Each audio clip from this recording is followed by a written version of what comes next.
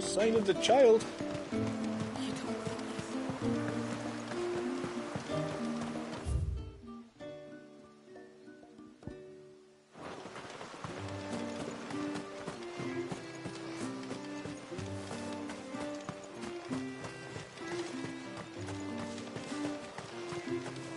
I wish the tributary would teach us how to fight.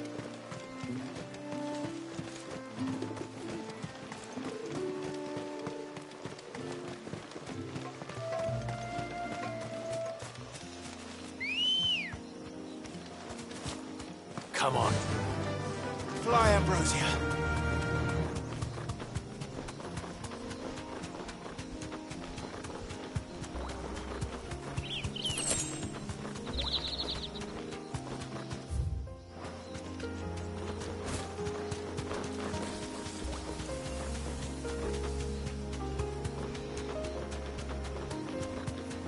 Better already. There's a large gate up ahead, and beyond it, a cluster of ancient ruins. The temple, or the Heir of Hours as my people call it, can only be reached by passing through them. All right. The forest is crawling with life, most of it hungry, which is why we make sure this gate stays shut. And why you carry that impressive-looking axe, I presume. Noticed her, have you?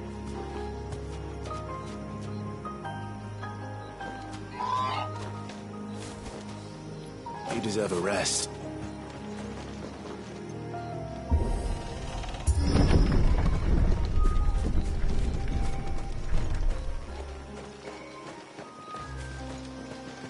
The temple is up there. Don't worry, those cliffs aren't the only way to the top. Those won't be friendly.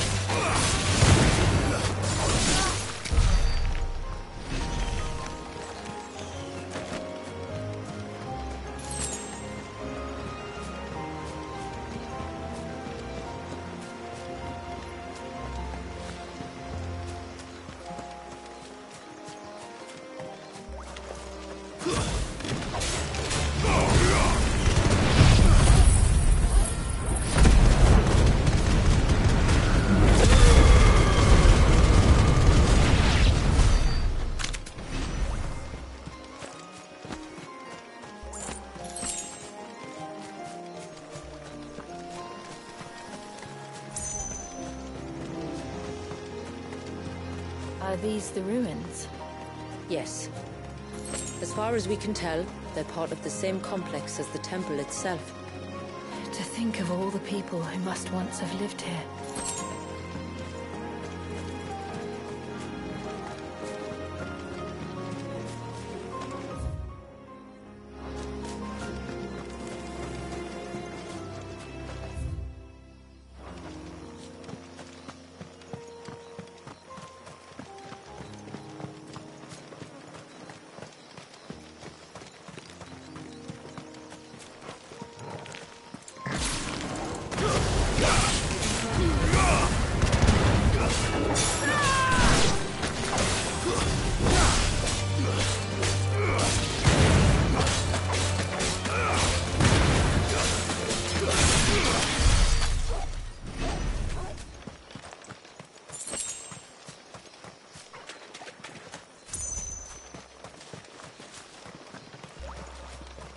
Is that beast?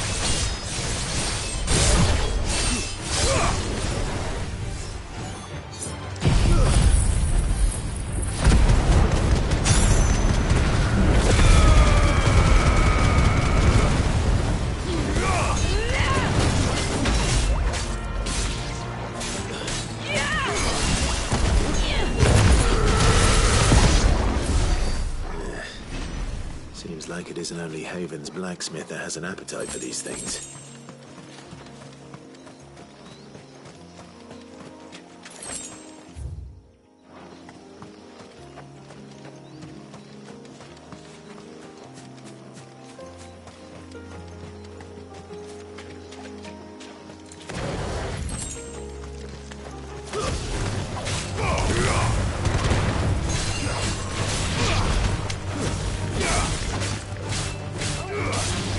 Let down the sword!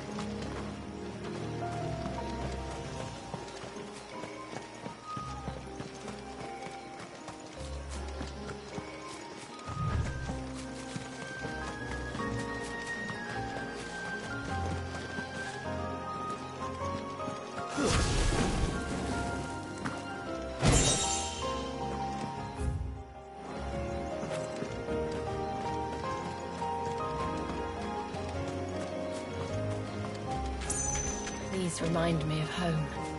You're from the north, then? Yes. And no. I see.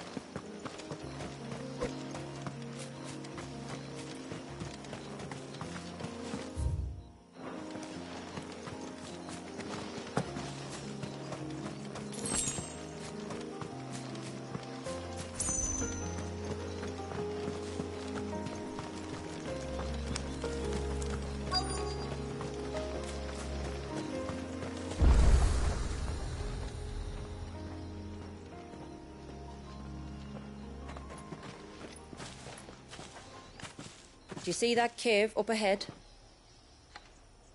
Whoever lived here carved a flight of stairs into the stone within. A way to the top. And whatever it is that awaits us there.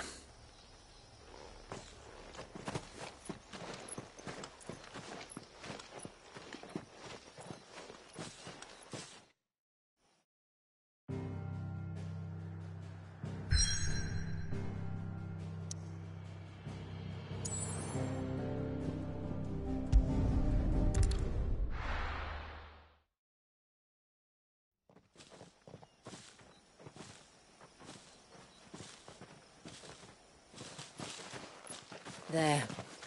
The temple the time forgot.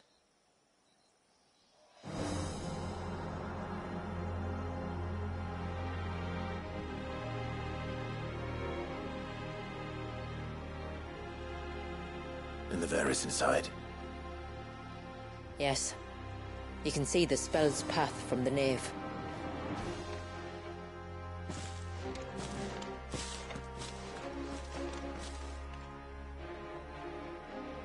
What is it?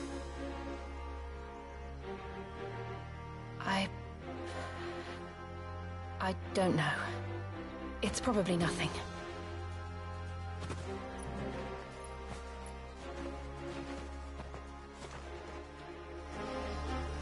Forgive me, but why build the Vair here? The spell was originally meant to be cast on Drake's Eye, and this was the only place with an unbroken line of sight.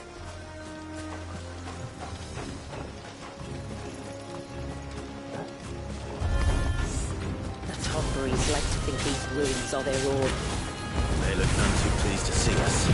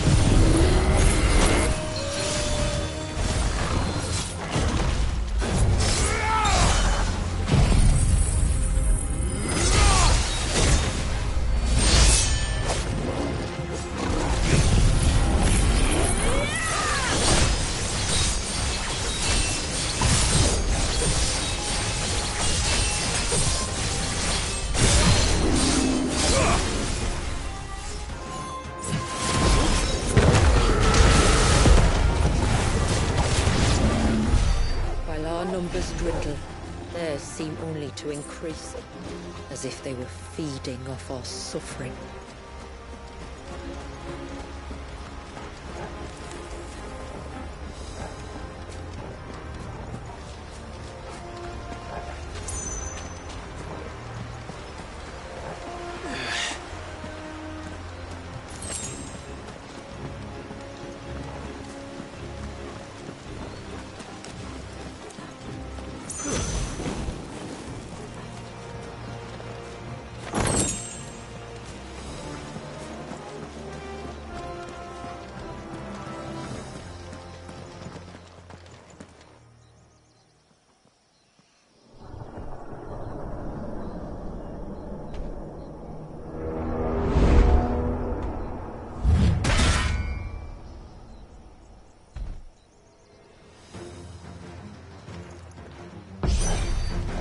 Could this be their leader? You're more than welcome to ask.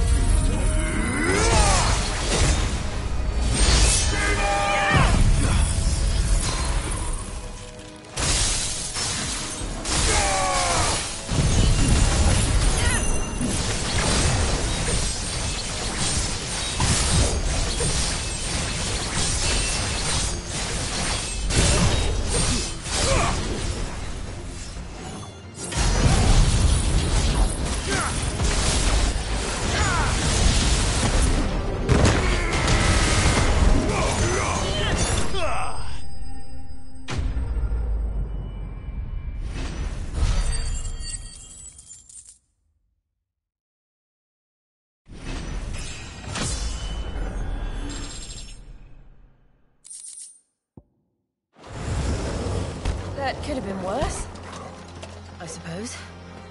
Aye, well, if the forest's taught me anything, it's that there's always something worse.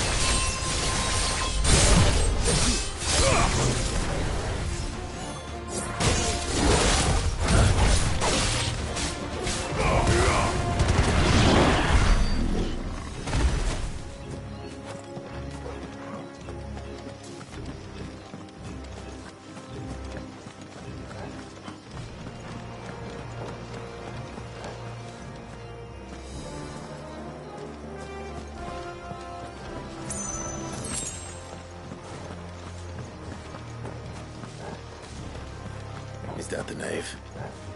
Just inside the dome, yes. But it's what's out here that worries me.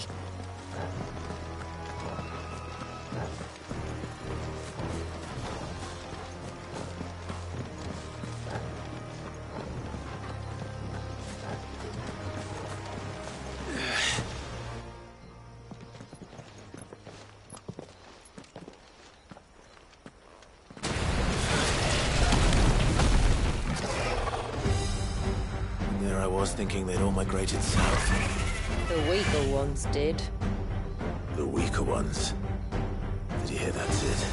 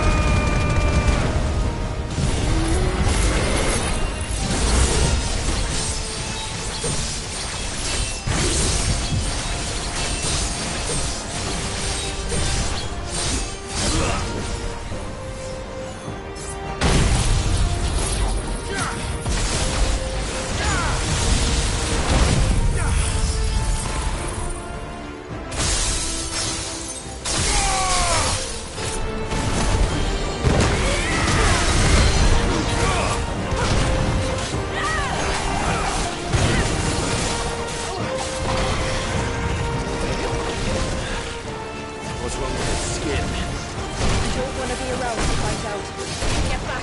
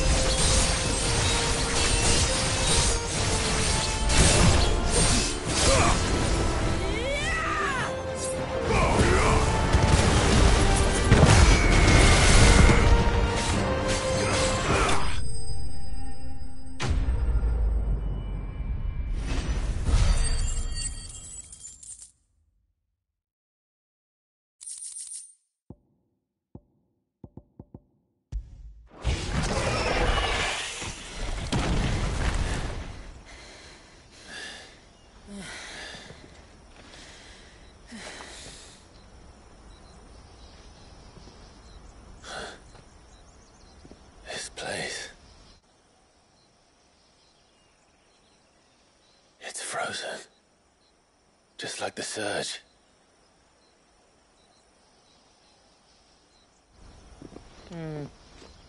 Another of my ancestors' sins. Shall we?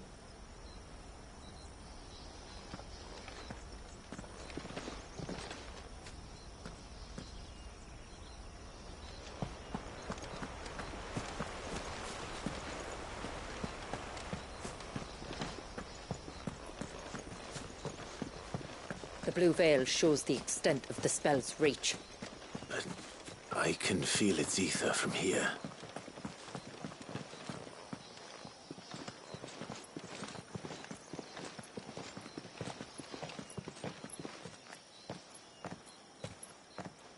Shula, wait. Before we cross the threshold, I'd like to know a little more about how these magics work. I assume we'll be safe from their influence. We won't grind to a halt, if that's what you mean. The spell only affects the things that were present at the moment it was cast.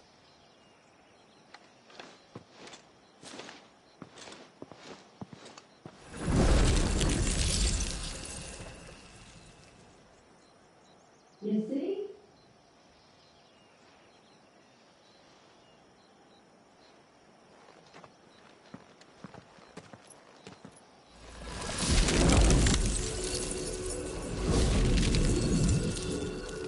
But if we can enter, that means other things can as well. Like the ones we saw on the way here. And worse, probably.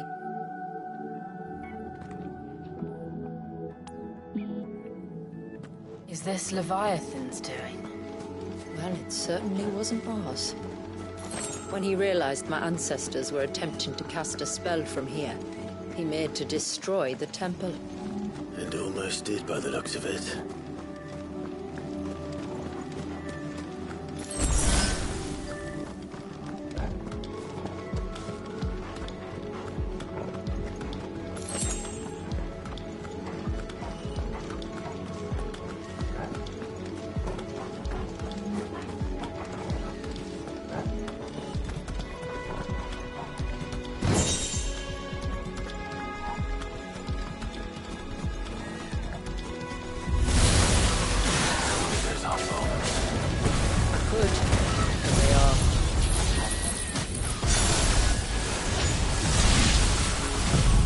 It's so cold in here.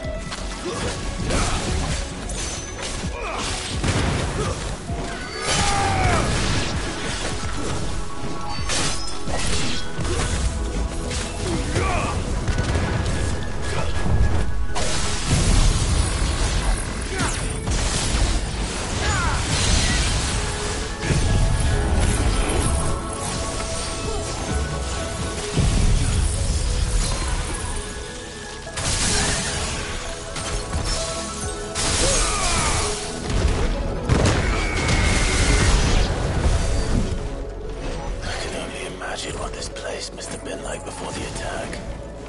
This would have been a hall of worship. There was something similar in my father's keep. The priests would deliver their sermons from the dais. Your father?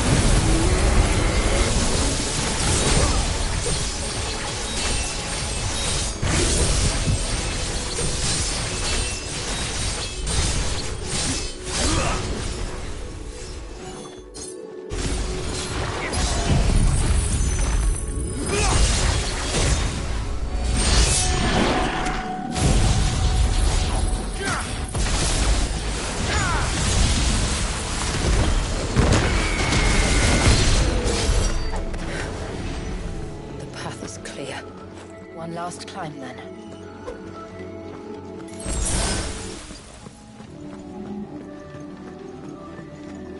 The fair.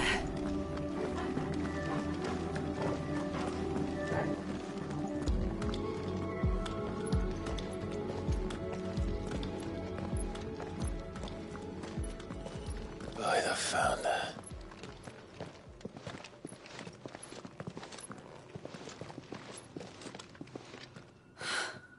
It's just as I thought. Jill, does this ether not feel somehow? Familiar, yes. I sensed it the moment we arrived, though I wasn't sure until now. You can feel it too, can't you, Clive? She's calling us. You don't mean the witch? I do. Though she was more than that. Much more. She was a dominant. A dominant who once commanded the icon that now resides in both me and Clive.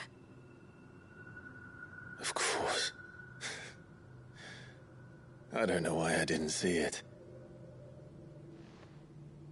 Who else would have the power to freeze time? None other than Shiva herself. But for her ether to endure after all these years, it's almost as if...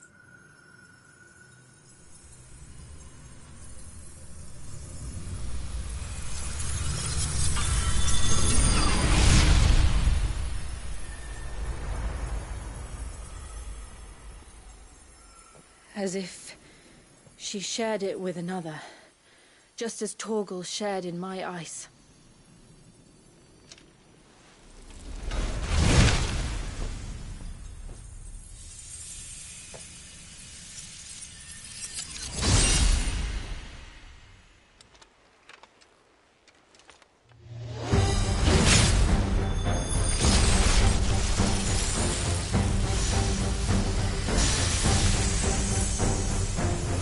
Shiva's companion. Though something tells me he's not as friendly as us. My ancestors never warned us about this. It wasn't that heavy. I doubt they even knew it existed.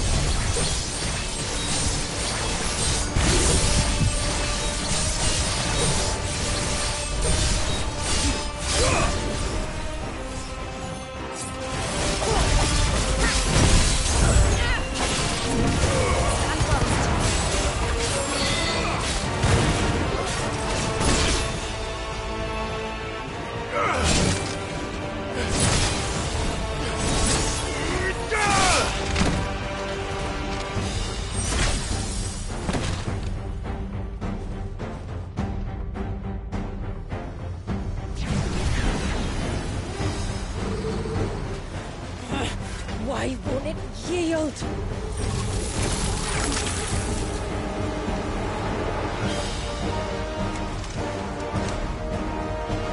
Because it would sooner die than fail its mistress.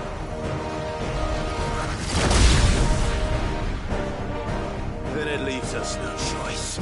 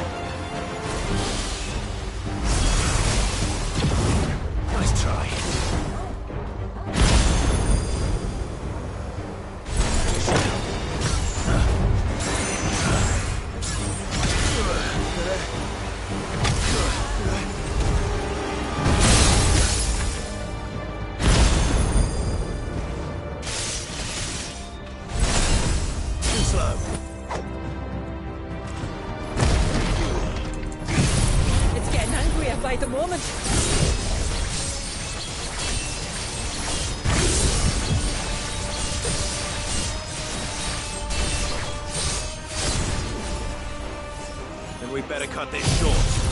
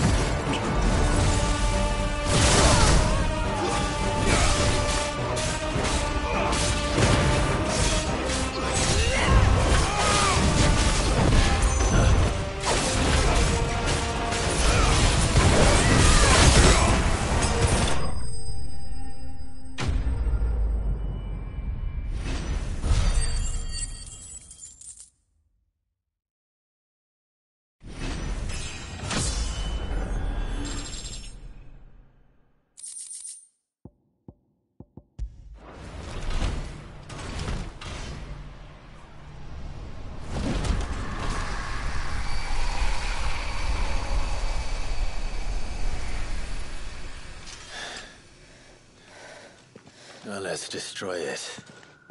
And put an end to this. Wait. The spell must be weakened, not undone. Isn't that what we came here for? Did you ever stop to wonder what might happen to the tidal surge if I unraveled the whole spell at once? I didn't think so. This is going to require a bit more finesse. From wind and light, water and earth, let the silent pall of mine ice.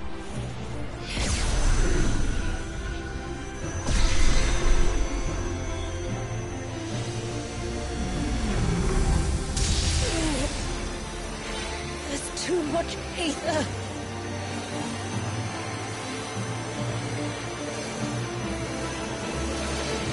Here. Let me help. Let us help.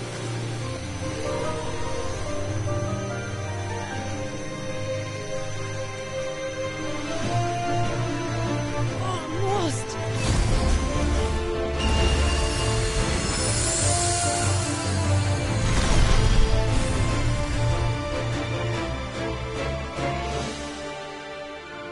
Did it work? I think so. The thread connecting this place to the child should be broken. Meaning Walyas should finally be...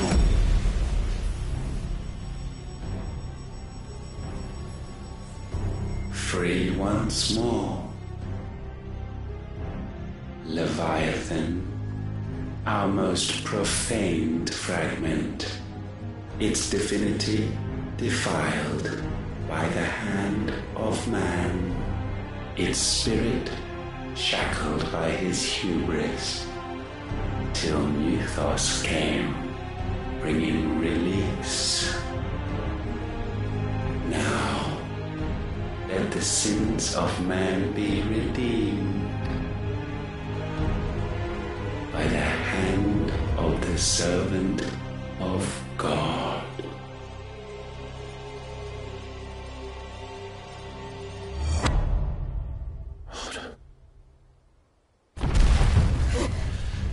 Damn it.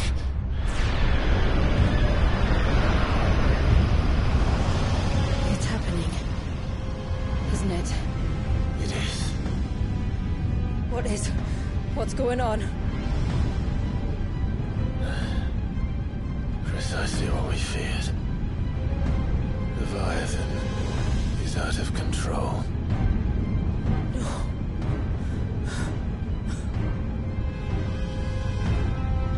Don't despair. This isn't over yet. You should head back to the village and get everyone to higher ground.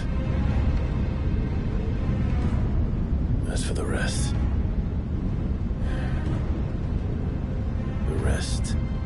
Ifrit will handle.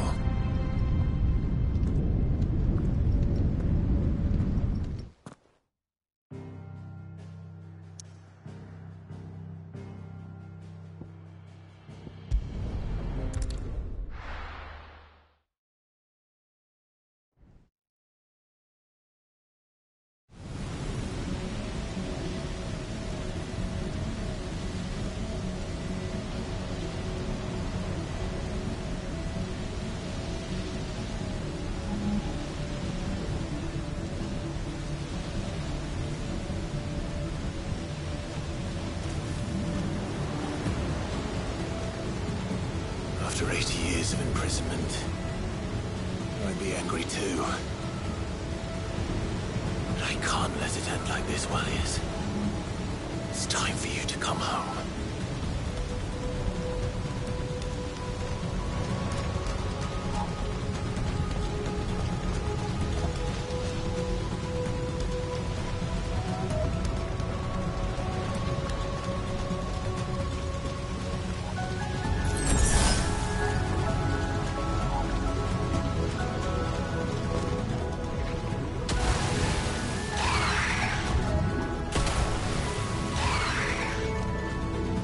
Playthings.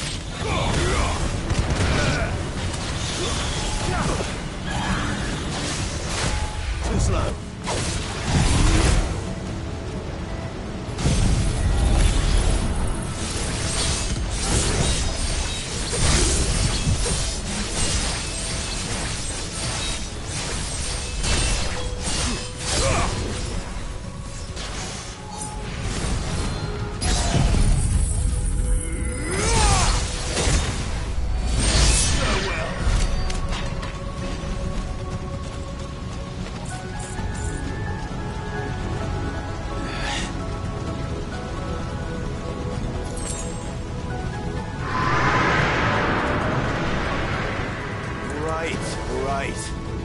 I heard you the first time.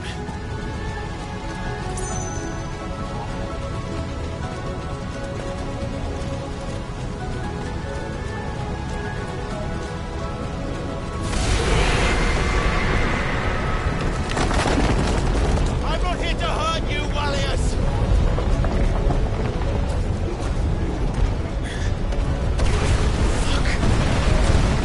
That was too close.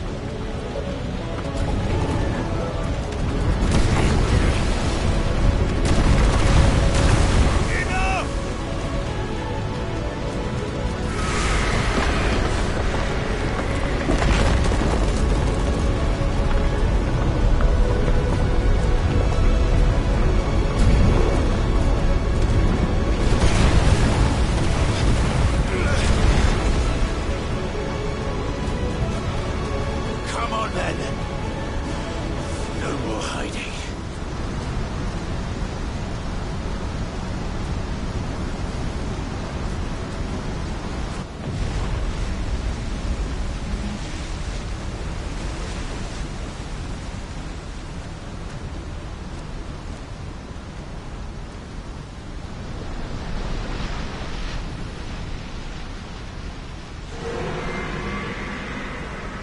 Wallius!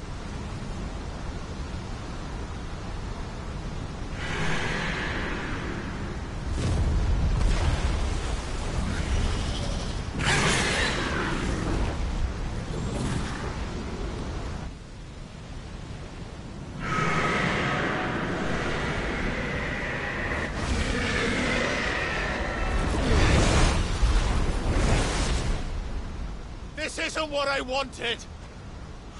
I only hope you can forgive me.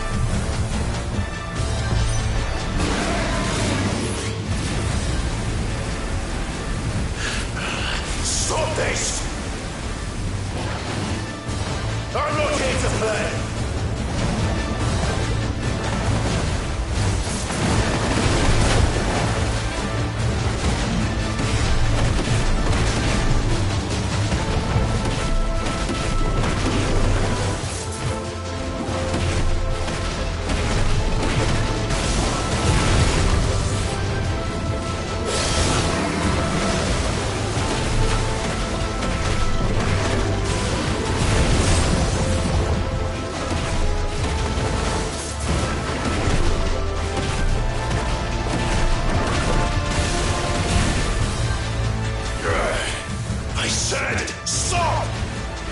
This has gone on long enough!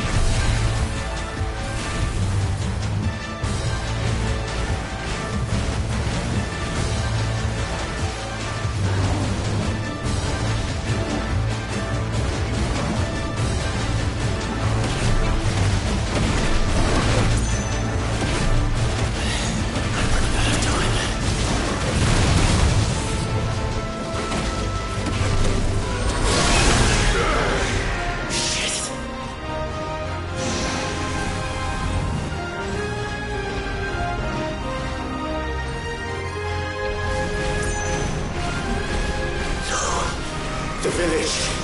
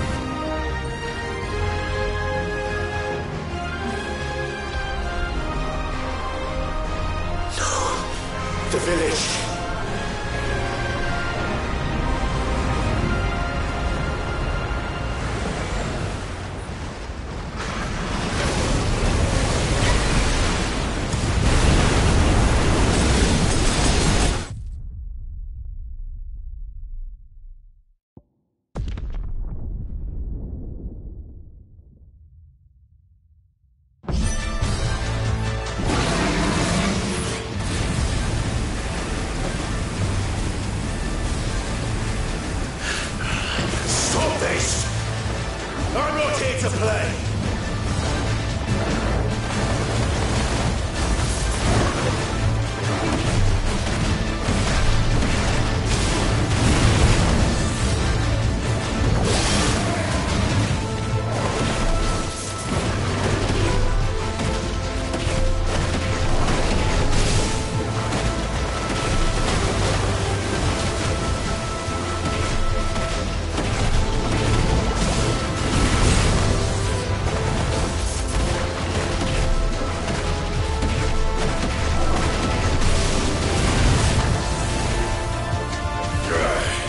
I said, stop!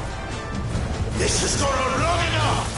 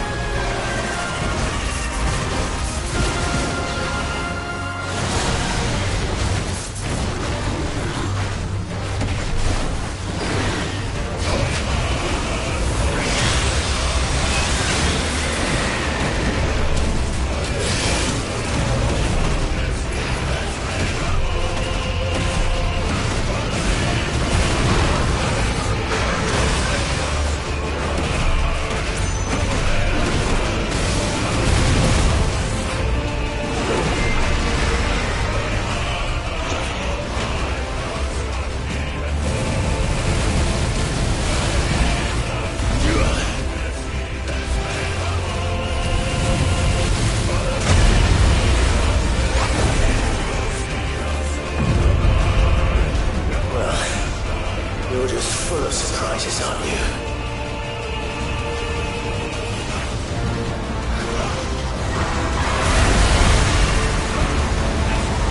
Garuda will be proud.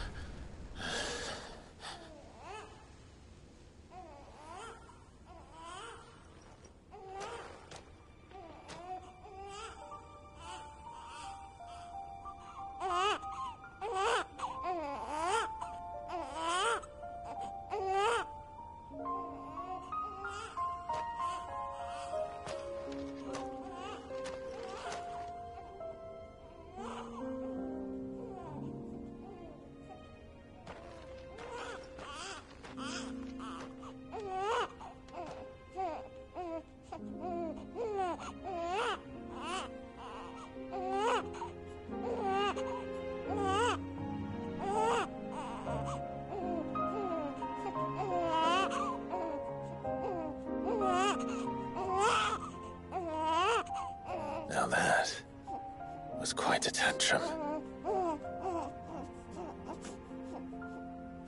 Clive! Where is he?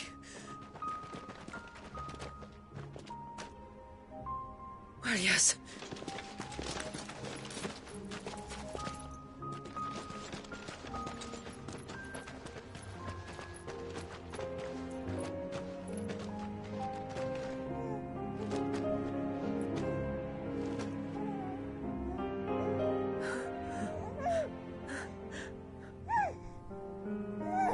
He's adorable. He is now. But did you see him a few moments ago? Clive, I don't know how to thank you.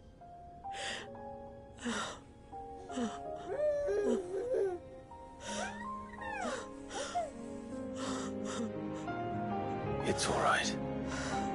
We should find him a dry blanket, though. Wouldn't want the little monster catching a cold.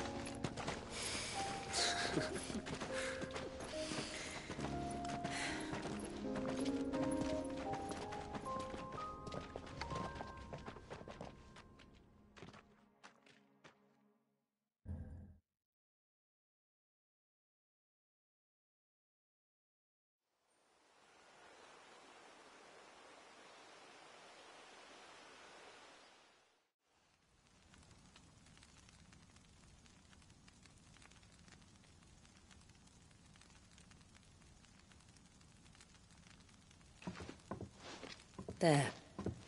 He's finally asleep. The poor thing had a long day. That makes two of us. So, what happens now? Now? Now, we make things right. How? By providing Walyas what he was denied. A place to learn and grow. A family to love and protect him. So that one day, when the wounds in his heart and mind have finally healed, he might decide for himself how he'd like to live the rest of his life. But until then, I'll stay by his side, come what may. Then he's a lucky boy. And not only because he'll have the best warrior this side of the belt to teach him the battle axe. She'll do her best. Shula. The beast that threatened your home is tamed. The empire that threatened your people toppled. Might it not be time to cast off your ancestors' glamour and retake your place in the Twins? Perhaps. It's not as if we have the crystals to maintain the wall much longer. But are we truly safe? Is the world truly ready to accept us for who we are and what we believe? If I remember rightly, you and yours still choose to remain hidden, do you not? We do. Well, your people will always be welcome in Haven, regardless. As will yours in the hideaway. We're allies now.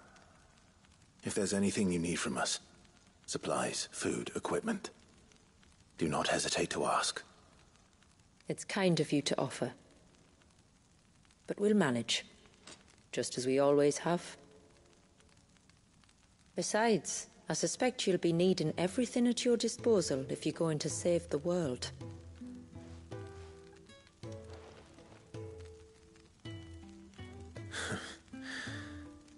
I fear much of it is past saving. The best we can do is strive to turn what's left into a world where we can all live as equals. A noble endeavor. And there'll be a place in this world for us, will there? For Walyas. For everyone. I swear it. Then we shall be waiting. Until the tides bear you back to shore.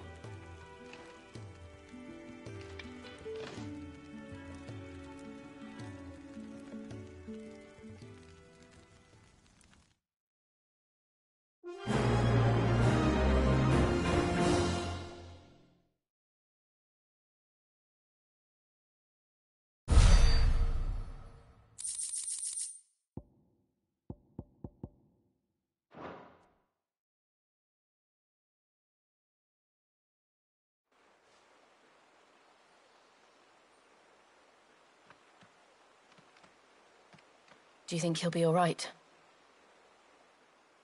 Well, yes. Only time will tell. But I can certainly think of worse places to spend one's childhood. The Moats of Water are a fine people, and they will take good care of him. Up by the Vare, Ultima spoke to me. She called Leviathan his most profaned fragment, and told me to redeem the sins that had laid him low. Is that so? The sins of Wallius's ancestors were grave indeed. To force him to prime at so tender an age. And to freeze him in time, that he might never know what it was to live. Yet I doubt either of those crimes was the source of Ultima's displeasure. It was that the Icon's power had been put to another purpose than the one he intended. To him, Leviathan must have seemed an aberration.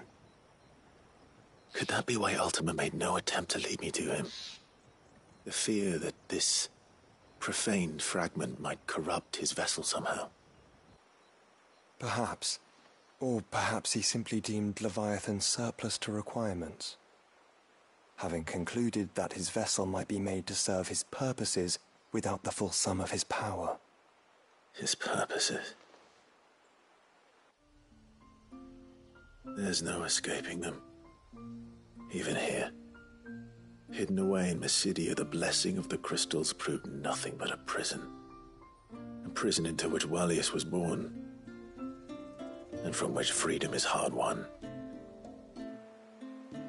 If the world doesn't change, if we don't change it, he'll end up suffering the same fate as every dominant who came before him. Then we must change it. That we must. And we shall.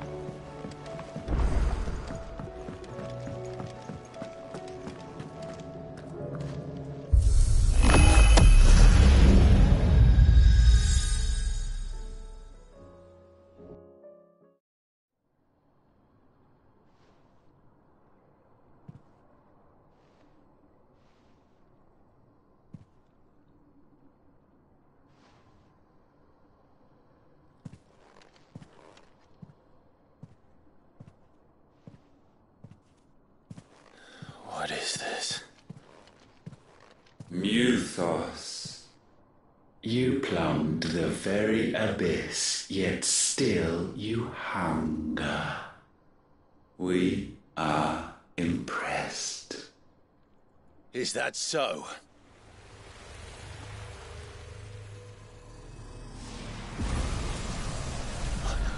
Not again.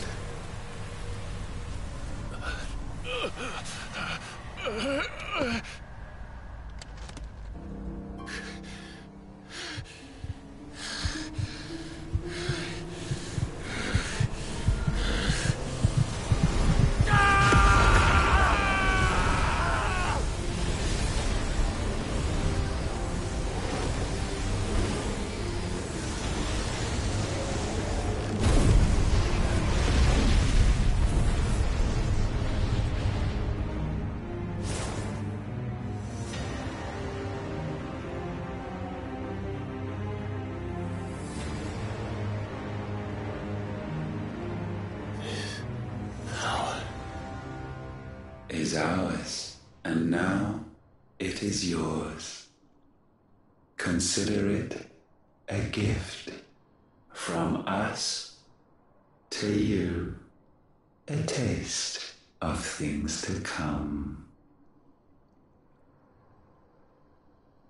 You still think I'm going to be your vessel?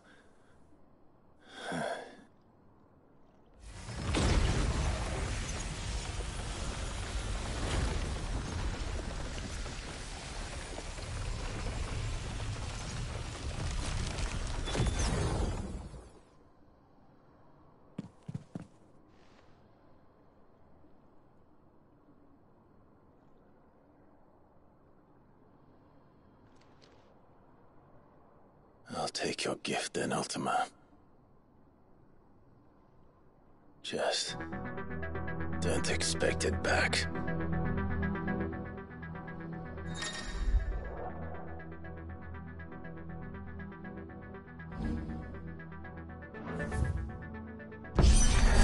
You hear me? I will never be yours!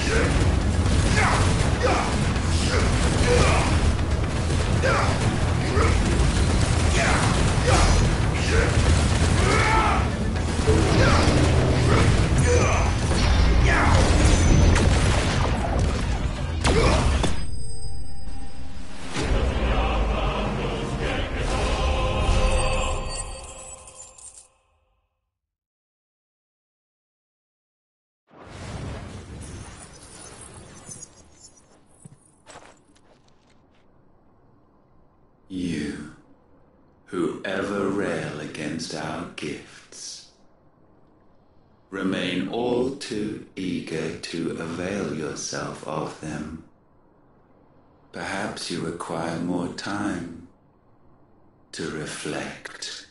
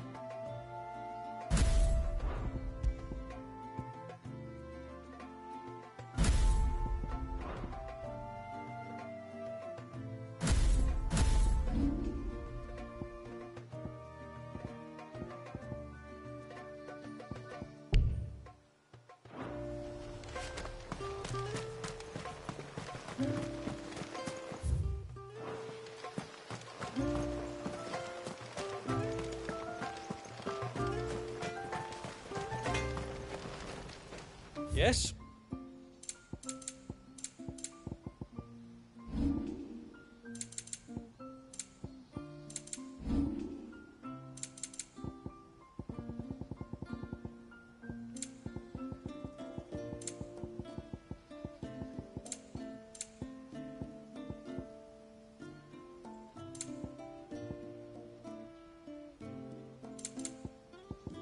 A good tide to you. My friend, I have news. I think I might have found a way to break Talor's curse. Go on. Well, after listening to the village elders and scouring every likely-looking tome in the library, I learned that not all Tomberries are the same little green menaces we know and loathe. Apparently, a chosen few live to incredible ages and grow to many times the size of their counterparts. The folk tales hold that it's the very eldest of these, the Tomberry kings, who weave the curses, and that their magics bind their victims to them, that they might continue to feed on their pain. So if we slay the one that cast the curse, the feeding will cease. But that was my thinking, yes. Though I doubt it'll be easy. These kings are not just bigger, they're stronger too. And if the tales are true, their followers will defend them to the death. It is a perilous proposition, in short, but it may also be Talor's only hope. What say you?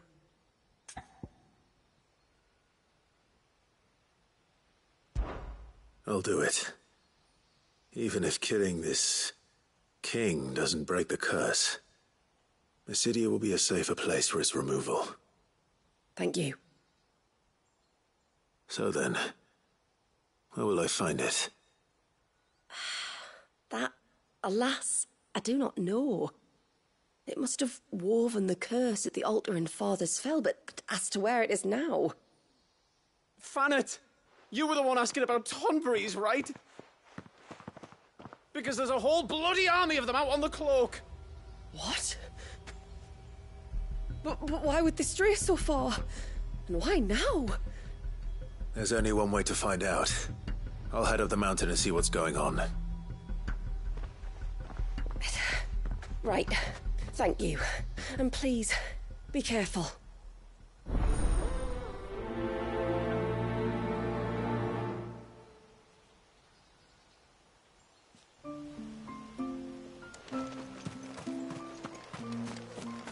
Hey, mister! Over here!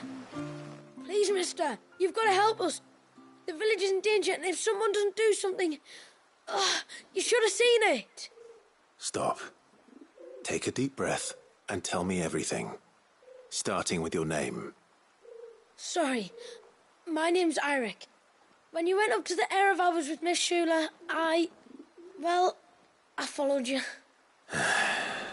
You could have been killed. Lady Shula told us you lot were great warriors, so I thought I'd be alright if I stayed close, like. But then I lost track of you in the woods, and that's when I saw it. Saw what? A great, big, dripping, drooling monster. Spitting out great spouts of water it was, that were tearing up the ground and cutting down trees. Spouts of water? I don't recall seeing anything like that in the forest. Well, I did, and I don't ever want to see it again. You'll get rid of it, won't you? All right. If this creature is as terrible as you claim, it could well pose a threat to the village. I'll see what I can do. Thanks, mister. It was over by the Swift one that I saw it. Maybe it's still there. Then that's where I'll start my search. But this time, you're going to stay here. Understood? I wouldn't go through those gates for 1,000 gil. Not with that thing out there. Good luck, though.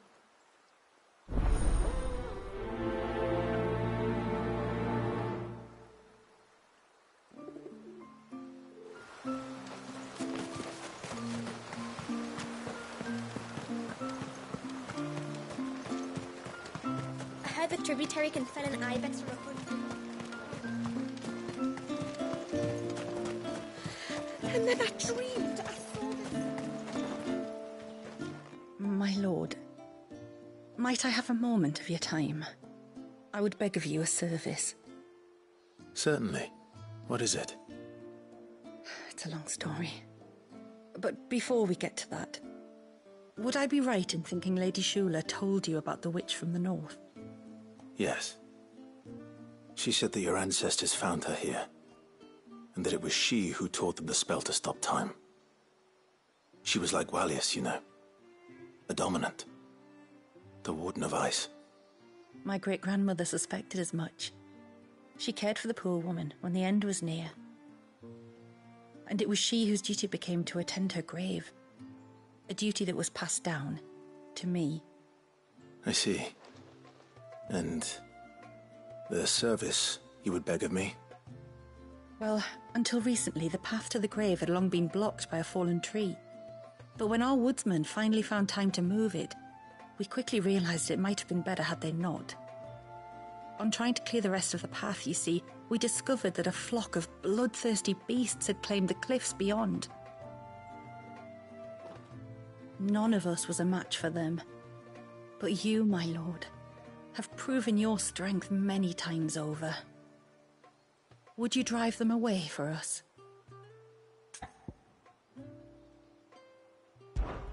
Of course. I'll see the path is made safe. Thank you, my lord. The grave is in a place called Witch Drop. To reach it, one must turn left at the Winged Wains, then follow the path around to the right, deep into the forest. Why so far from Haven? It was where she lived. When our ancestors first came to Mysidia, they found her there, in an old abandoned village, and it was her heartfelt wish to return there in death. So when she passed away, my great-grandmother had a stone erected for her on the cliffs overlooking the place she once called home. How thoughtful. Well then, no time like the present. Left at the ships, then round to the right, you said. Just so. Thank you once again, my lord. I will join you at the grave anon.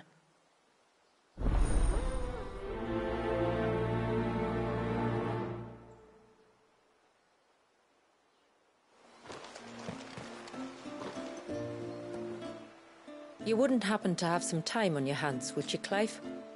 Only I was wondering if you might help me with something else. Don't tell me. Another unruly dominant. Not quite, but a dangerous foe nonetheless. It promises to be quite a hunt. Care to join me?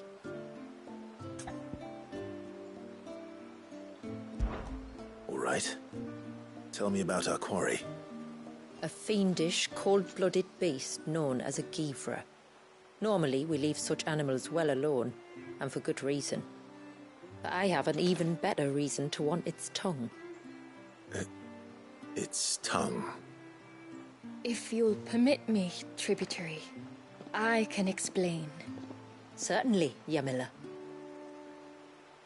It's been over a week since me sister gave birth to her first child, yet she still isn't back on her feet. We've tried everything to restore her spirits. Physics and nostrums, the laying on of hands and of leeches, but all to no avail. The healers tell me there's only one hope left. A broth as potent as its ingredients are perilous to procure. It isn't only Yamila's sister who stands to benefit from this, by the way. There's her baby to think of, and Walius, too. She'd agreed to be his wet nurse, you see. I'd be glad to help. Thank you. Our hunters have no shortage of skill, but this task calls for more than that. And it won't be achieved through weight of numbers either. The Givra is as wary a foe as it is a deadly one. 2 hunters might catch it unawares, but any more than that, and it would pick up our scent a league away. Then it is decided. The 2 of you will go, while Jill and I occupy ourselves here. Perhaps we might help prepare the broth. That would be most kind of you. Come then, Clive. The river of time flows fast, and so must we. There's a Givra that has claimed the ruins at the foot of the mountain as its hunting ground. But as I say, they are wary creatures. We'll need suitable bait to draw it out. The flesh of a forest ibex should suffice. To the forest, then.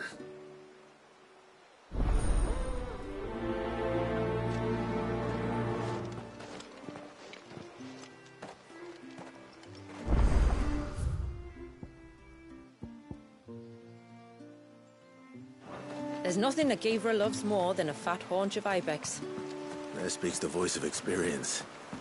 You hunt often? Since I was a girl, my father would take me. Then after he returned to the city...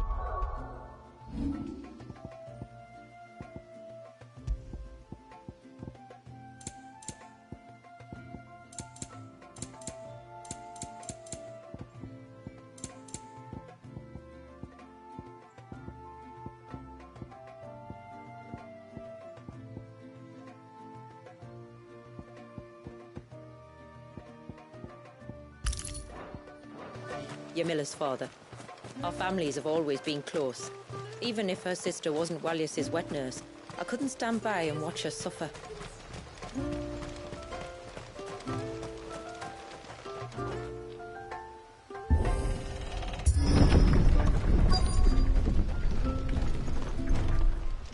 Found her. They're almost at the gate. But they won't be coming any closer.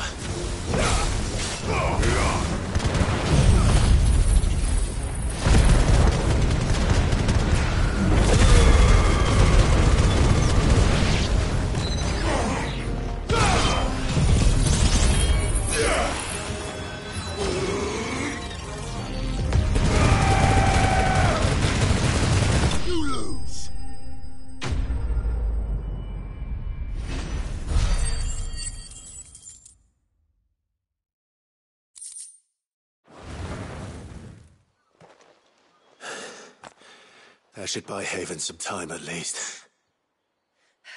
Clive, are you all right? Fine. We've taken care of the immediate threat. Thank the tides. I was worried I was going to lose you both. Till he took a sudden turn for the worse just after you left. What? Is he? No, he's hanging on. I fear the Tombury King may have begun the cursing ritual again. In earnest this time. And I can't imagine their being here as a coincidence. I think it might be happening on this very mountain. If it is, it won't be for long. Get back to Talor. I'm going up. My thanks. I shall pray for both of you.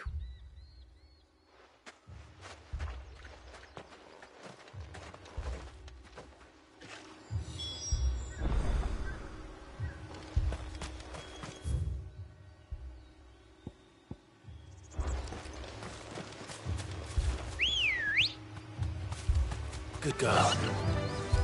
Run like the wind. More of them. Come on, then. I crave an audience with your king.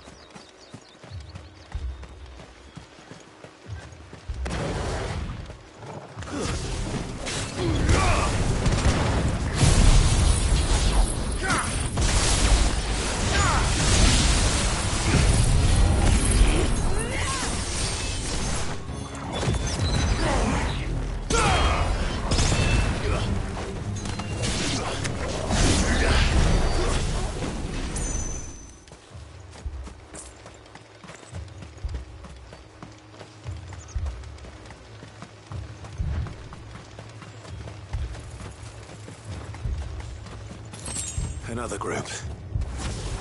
They don't look very regal.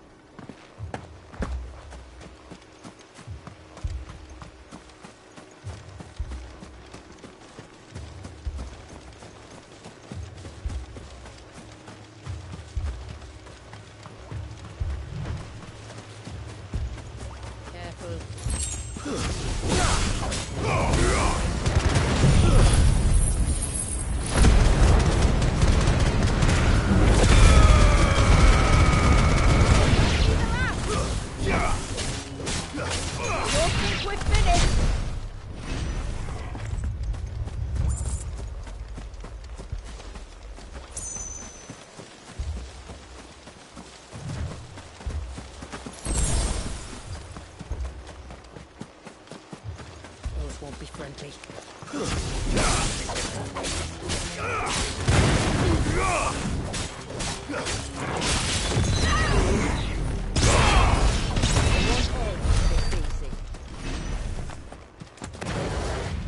Still no sign of the king. Could Fanit have been wrong?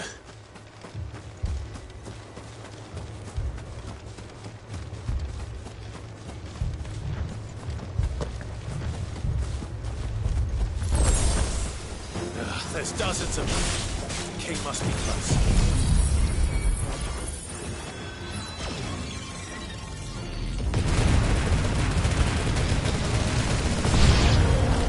Well, that's a lot of Tombres.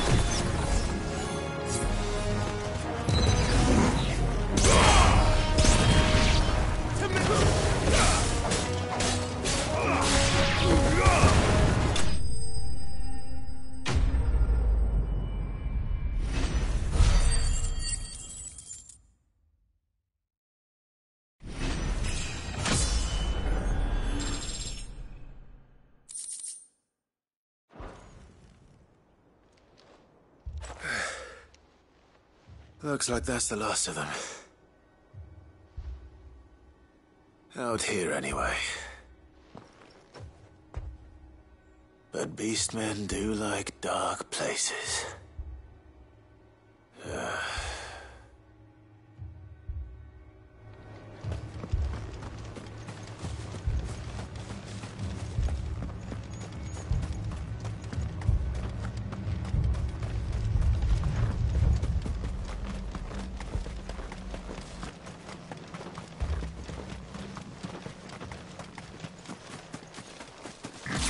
Well, I'll be damned.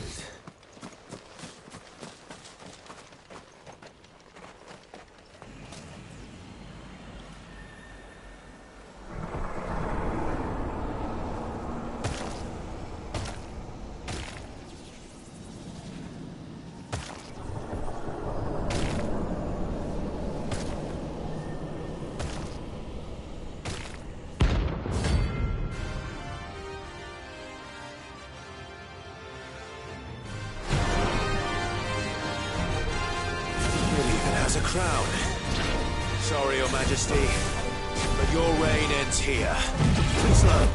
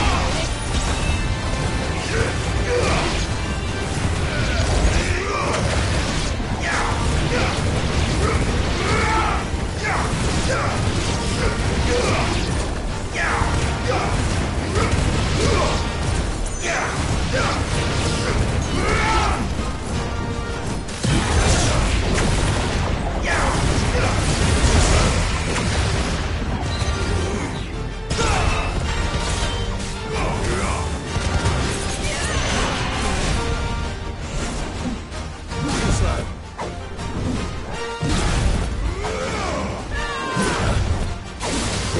Nice try.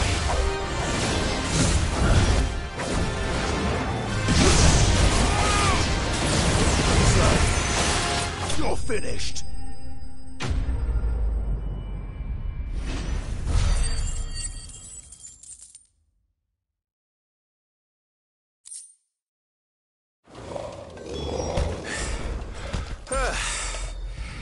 It's done.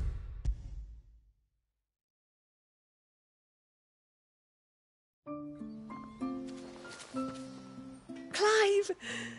Is it done then? It is. I was going to ask if there had been any change in Talor's condition, but judging by that smile on your face, I think I already know the answer. You do? Talor!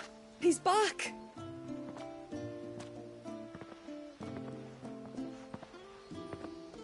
Thank you, my lord.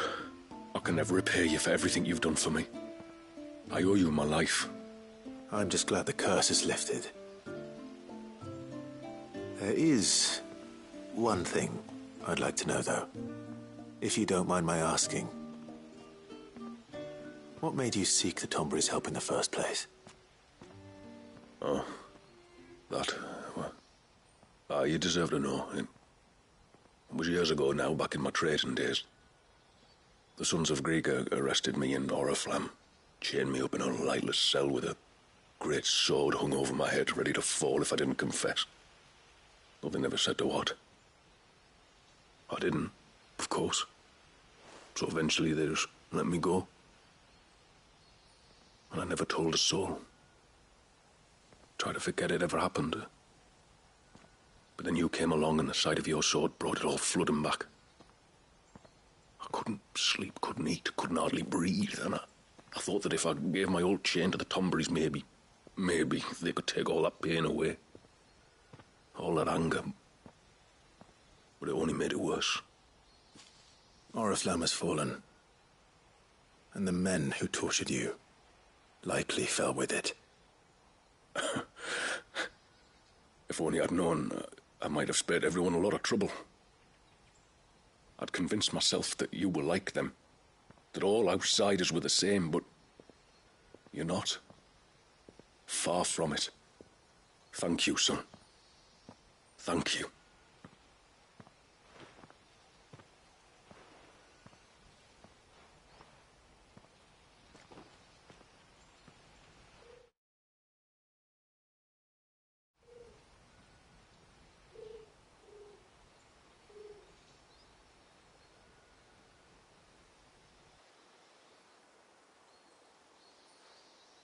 Clive, there's something I need to tell you.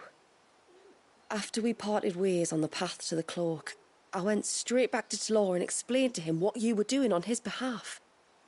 And just like that, his pain began to fade. What do you mean? Just like that? The Tombury King would have still been alive. I had to contend with dozens of his minions before I found him. Then perhaps one of them warned him of your coming and he broke off his ritual. Or perhaps knowing that an outsider was fighting for him was what lifted the weight from Talor's heart. I know from experience that many illnesses are not wholly physical, but of the spirit, at least in part. Was there ever really a curse then? Or was Talor simply suffering from the pain of his memories? And the guilt of what he'd done? For all the difference it makes. I suppose we'll never know. Maybe not. But this much I do know. It was your strength and your selflessness that healed his heart in the end. I'll be sure to tell my healer friend when I get home.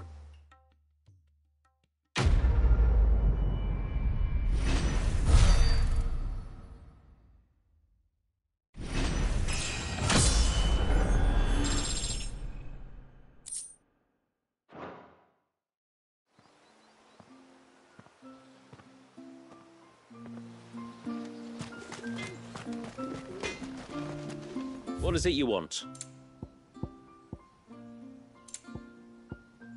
Till next time, then.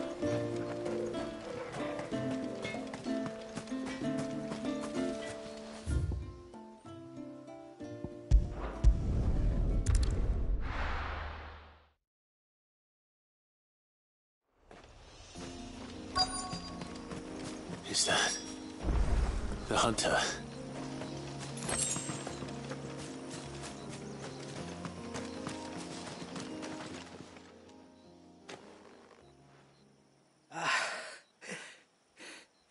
It's you. Nasev's savior. Are you all right? What happened? I was tracking an ibex when a great spout of water struck me square in the back. Sent me flying all the way across the clearing. Did you see what made it? No.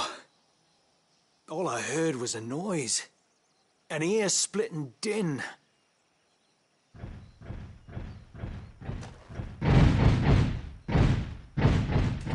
Might this be the culprit? Leave him to us.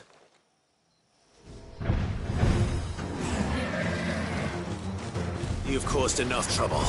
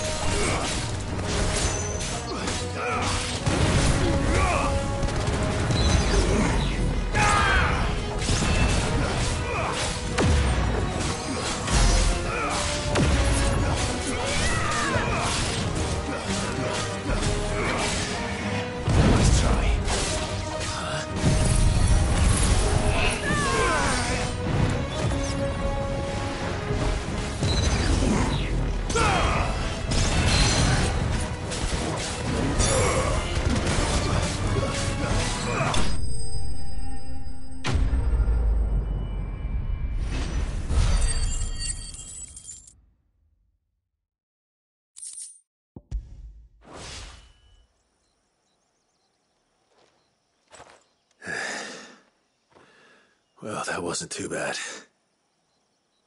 Hardly a threat to the village, but you can't blame the boy for being scared.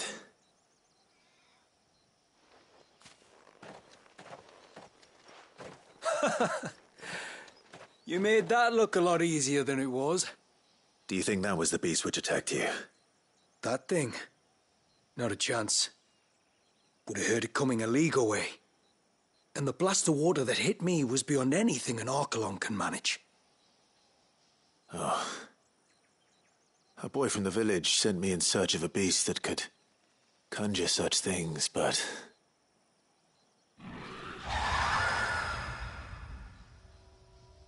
That's it. That's the noise I heard. Sounded like it came from the ruins. I'll go. You head back to Haven and see a healer.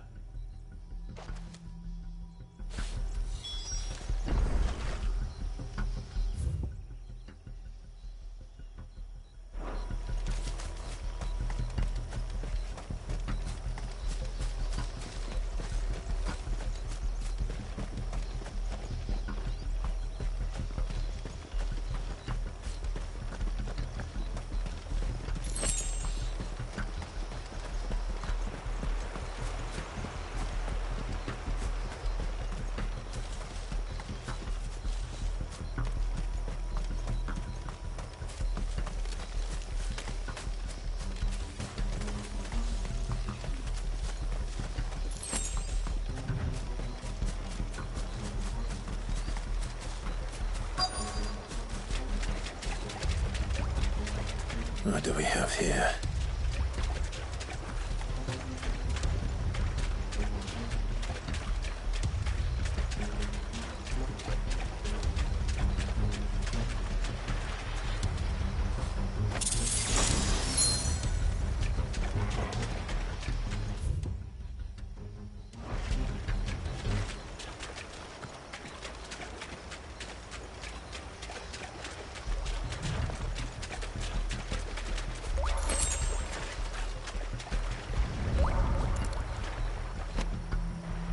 This is the mineral Pavar was talking about. The one that rings out like a bell.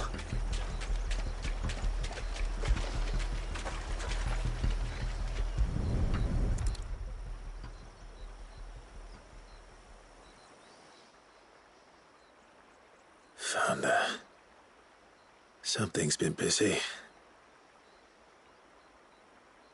Whatever this creature is, it's out for blood.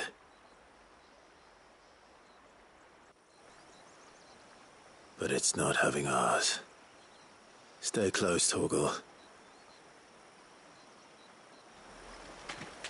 Where are you?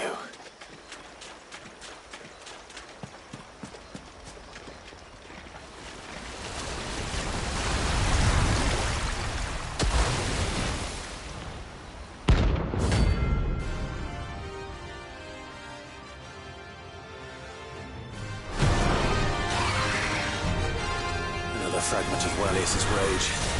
I should have known. Time to put you to bed too.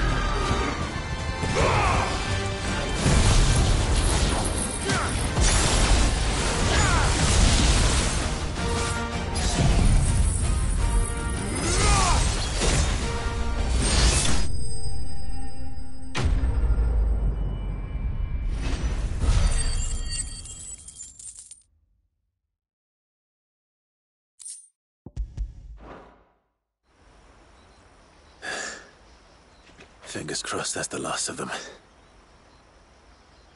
Either way, I should let Eirik know the danger is past. For now, at least.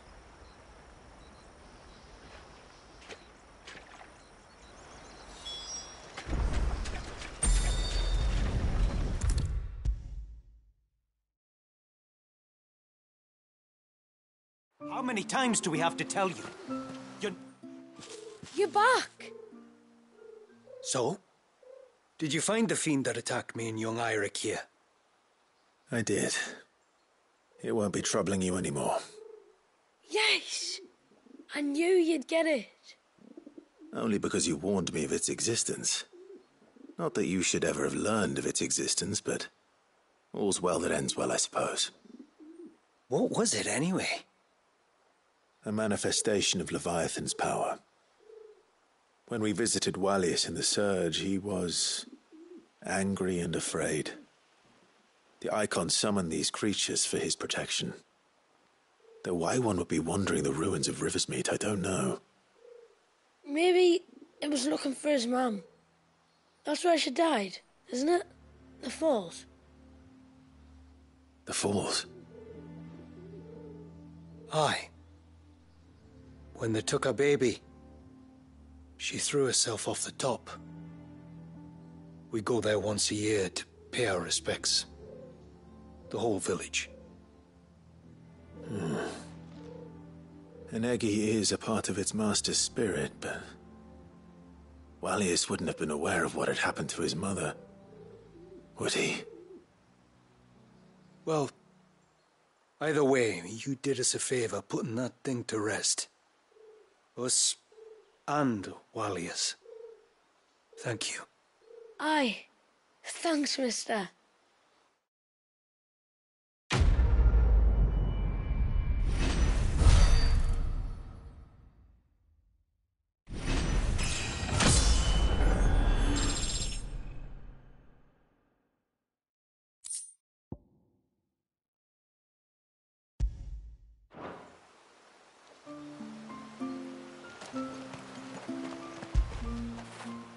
After it.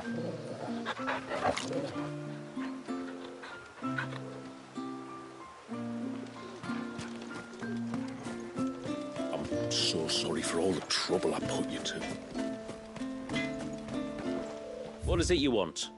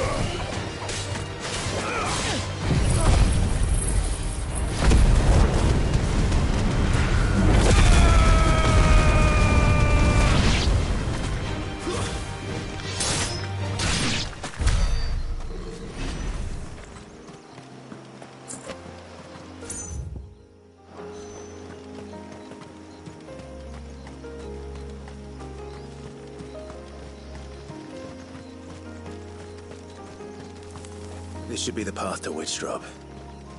Hungry, Torgal?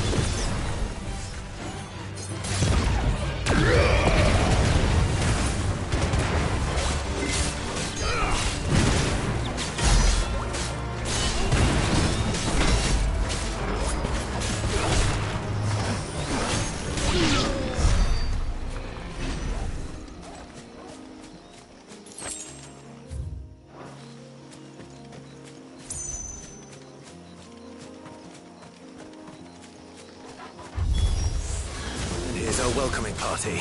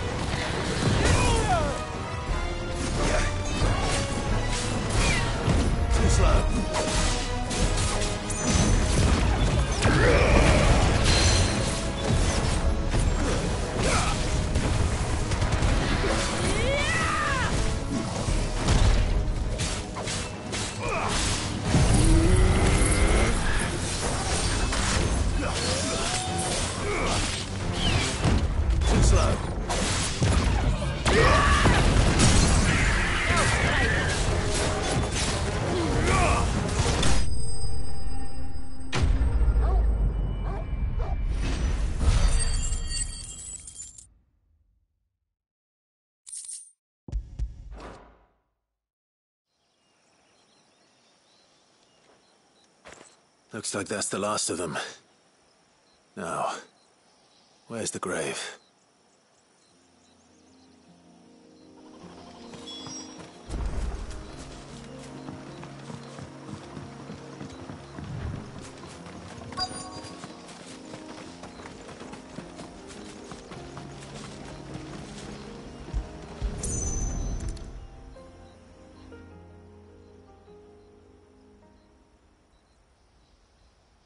This must be it. My lord, thank you for making the path safe again. XVI. Was that her name? Yes. Hardly the most fitting tribute for a dominant, is it? A rough-hewn stone with naught but a given name engraved on it. But my ancestors had only been here a matter of weeks when she passed. Every day was a struggle to survive. They had neither the time nor the energy to devote to a more elaborate memorial. Yet they spared what they could to grant her wish, that even in death she might continue to watch over her home. She lived down there then? In the ruins? That's right. They were once the living quarters for those who served up in the temple. When the Northern Thanes sent her here to weave her spell, this was where she and her retinue stayed. There were priests, handmaidens, and a knight sworn to shield her from harm. Of course, they were all gone by the time my ancestors arrived, fled or dead in the Western Wars. All except XVI, who remained till the end. Alone. Indeed. At least, that is the story as it's been handed down in Haven. But there is an epilogue to the tale. One known only to Lady Shula and myself. Some years after Issei's passing, you see, my grandmother came here to tend the grave, and found a stranger kneeling before it. A knight, dressed head to toe in plate. She asked of him who he was and whence he had come, but received no answer.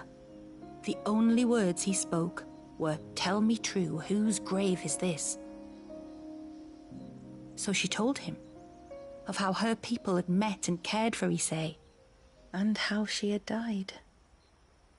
His only reaction was to stare up at the air of hours in silence.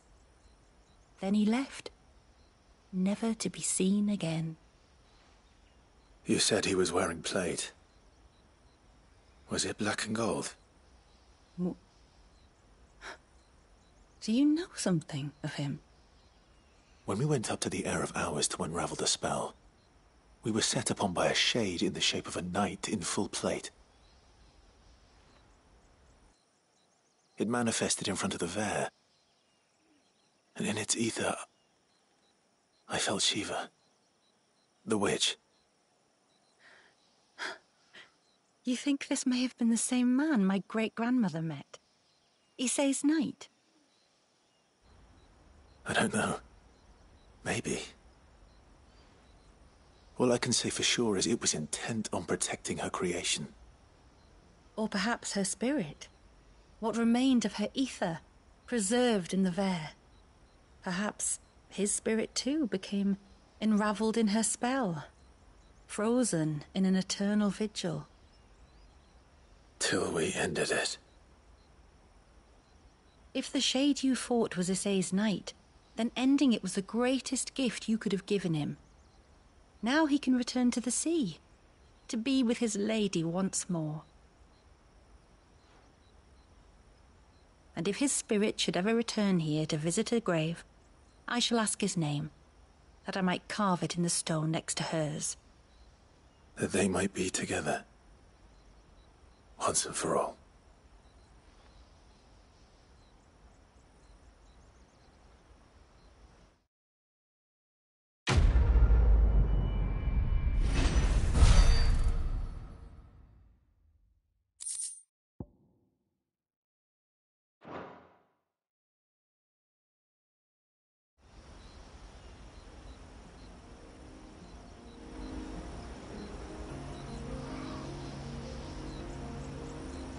Thank you, my lord, for reuniting.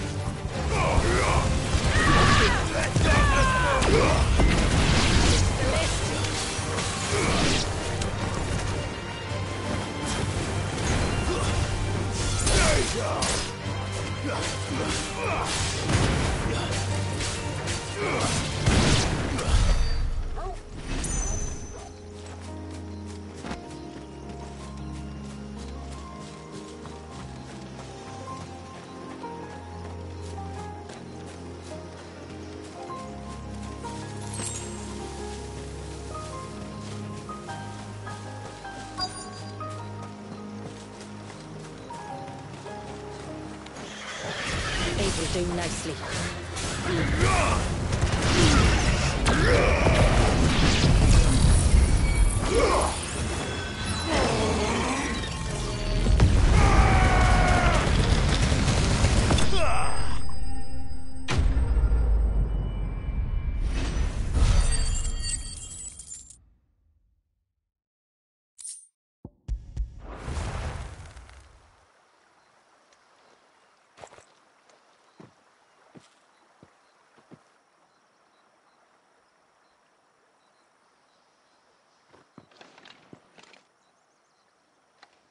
Return to the sea, and to the clouds rise again.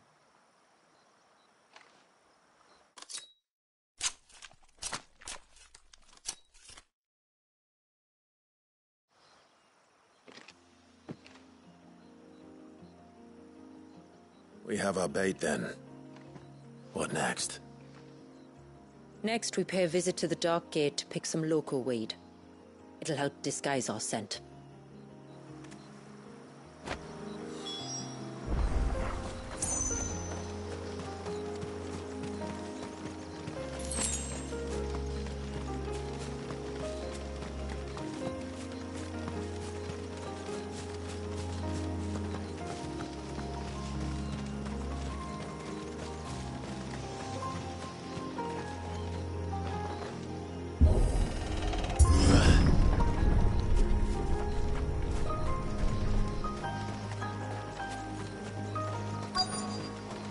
There should be a sprig or two of local weed growing somewhere around here. Look for the golden leaves.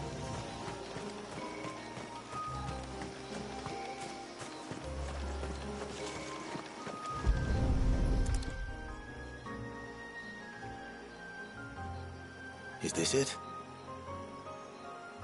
Aye, that's the stuff. Crush the leaves between your fingertips and rub them on your clothes. If you insist.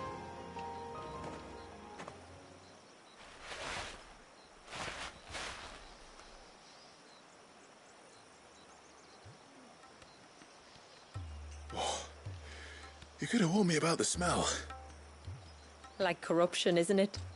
We'll have an honor guard of flies before long. But it'll stop the Givra from noticing us. Its nose will tell it we're nothing but a feast for worms. Oh, I feel so much better. We can wash it off afterwards. If there's one good thing about the Givra choosing the ruins for its hunting ground, it's that there's plenty of fresh water nearby.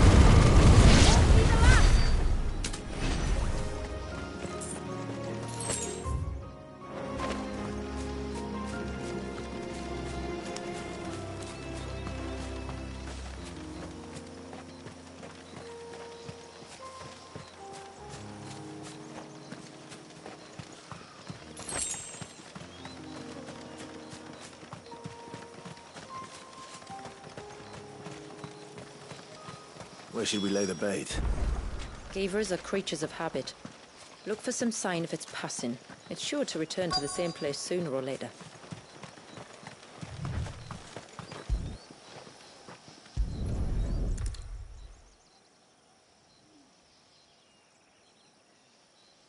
Marking its territory. Something was. A curl, maybe.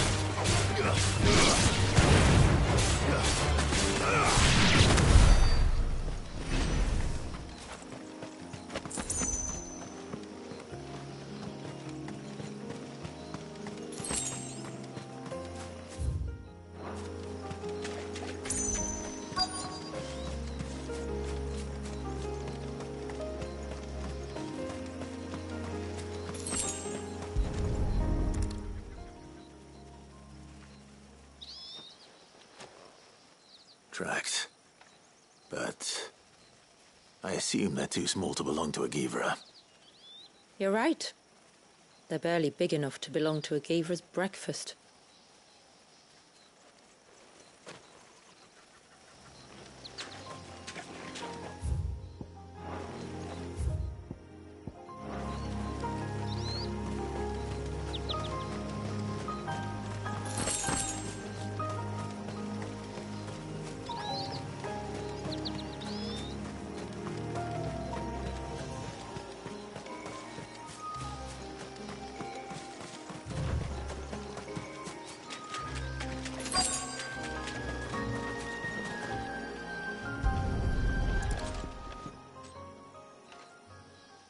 A fresh kill.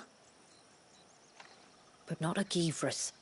The wounds are too clean, too small.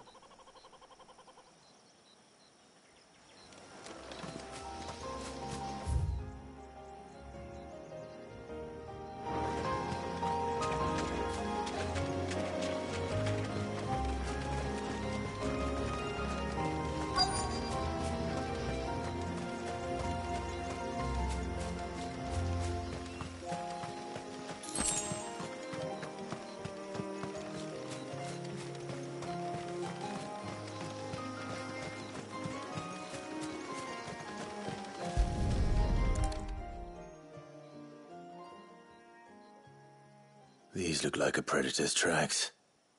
You can clearly make out the claws. And not just any claws. These belong to a Givra. There's no mistaking them. We'll lay the bait here. Let's hope our friend is hungry.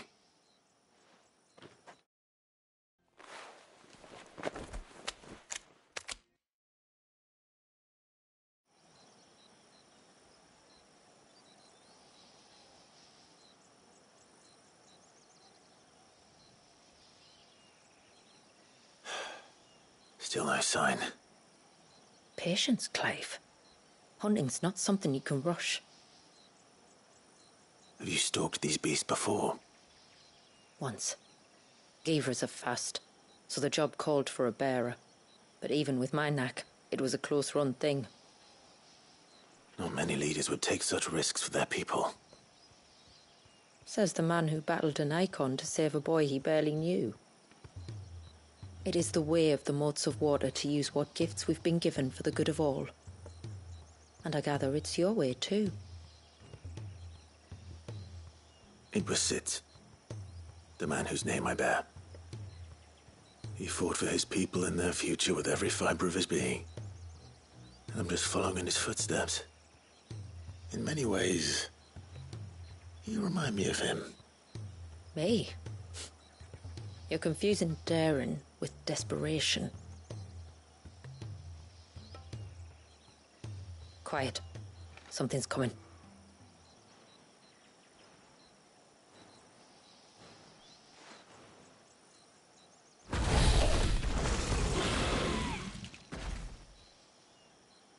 Our guest has finally arrived. Shall we greet him? It'd be rude not to.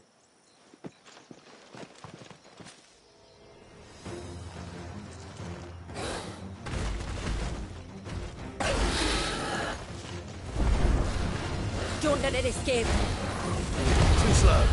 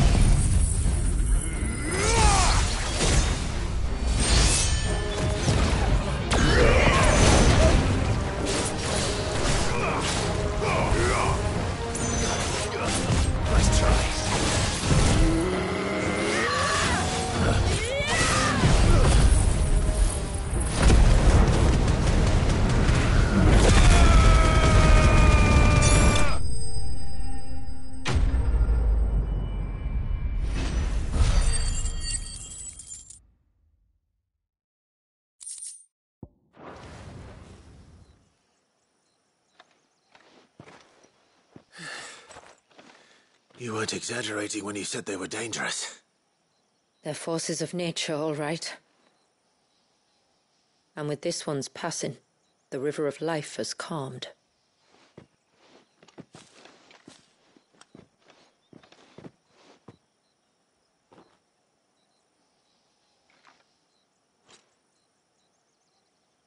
O roaring torrent, son of storms, may your spirit run free in the open ocean.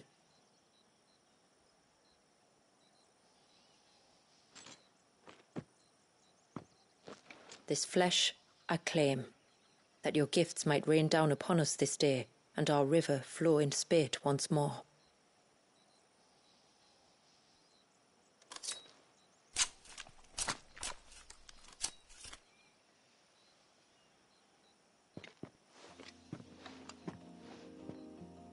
Well then, let's return to the village. We must get this tongue to Yamila before it spoils.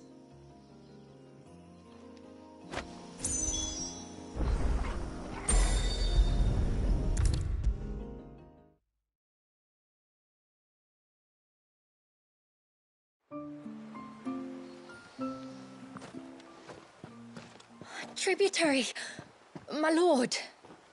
Did all proceed as planned? It did. Here. 1 Geaver tongue, as promised.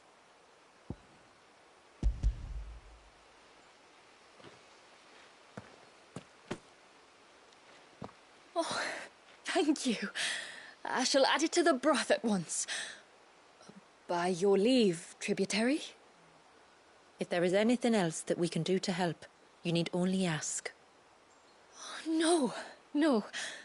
You've already done more for my family than I can ever repay.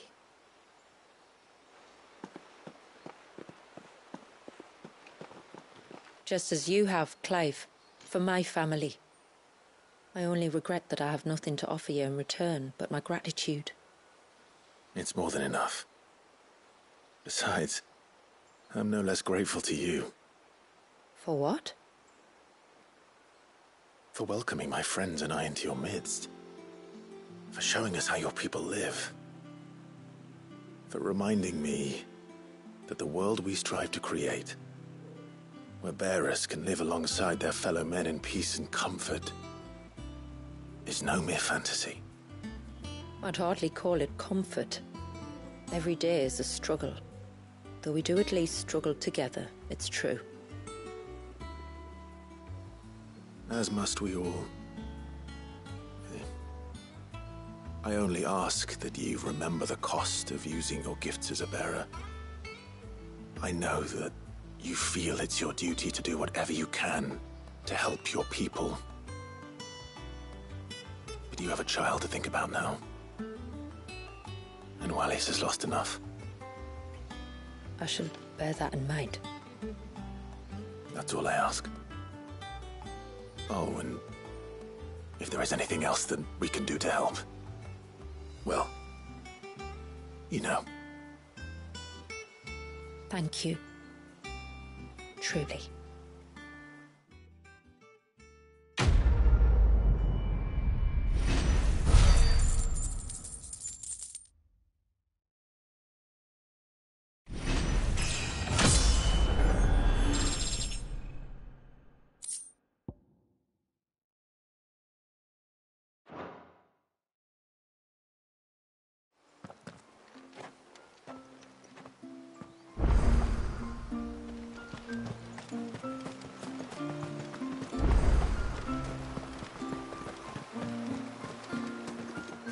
It's good to have him back. But how do I know the lad? No, it has to be him. What has to be who? If you, don't mind my asking. It's not your asking I mind. It's my explaining. But I don't see any other way around it. You see, when a baby is born here, we hold a ceremony to welcome them. The rite of immersion, we call it. But I don't know whether Wallius was ever afforded that courtesy. What is abundantly clear, though, is that my ancestors never welcomed him as one of us. And I want to change that. The problem is, the ceremony requires 3 ministrators, the baby's parents and a witness.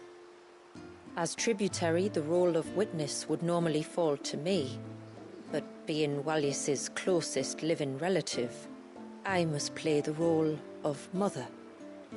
So you want me to serve as witness in your stead? That's right. A witness must be a trusty guardian, ready to steer the child through the stormy waters of life and on to tranquility. Which is why I thought of you. It would be my honor. Thank you, Clive.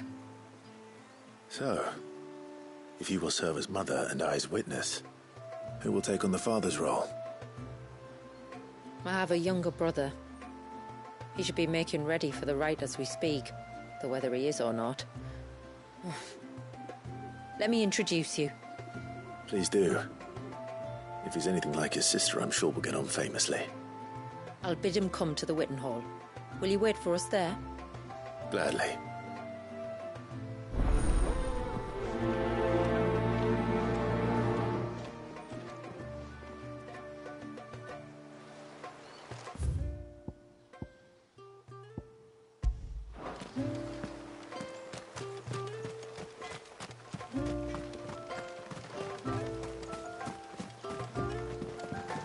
When you've decided what you want, just let me know.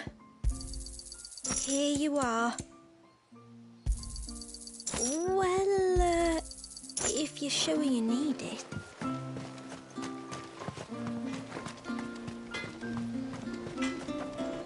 Reckon my steel's just as good as any. Yes?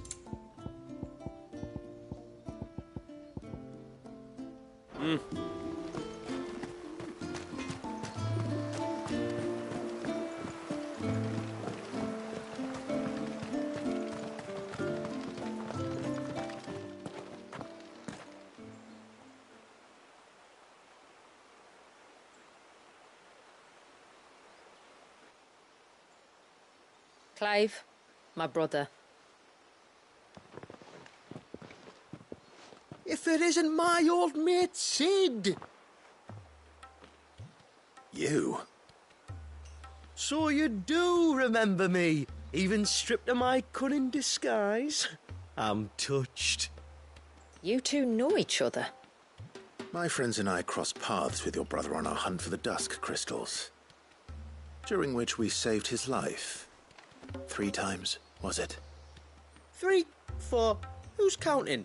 All I know is when Shula mentioned she'd called in Sid the Outlaw to help young Walyas, I could be sure that the little rascal was in safe hands.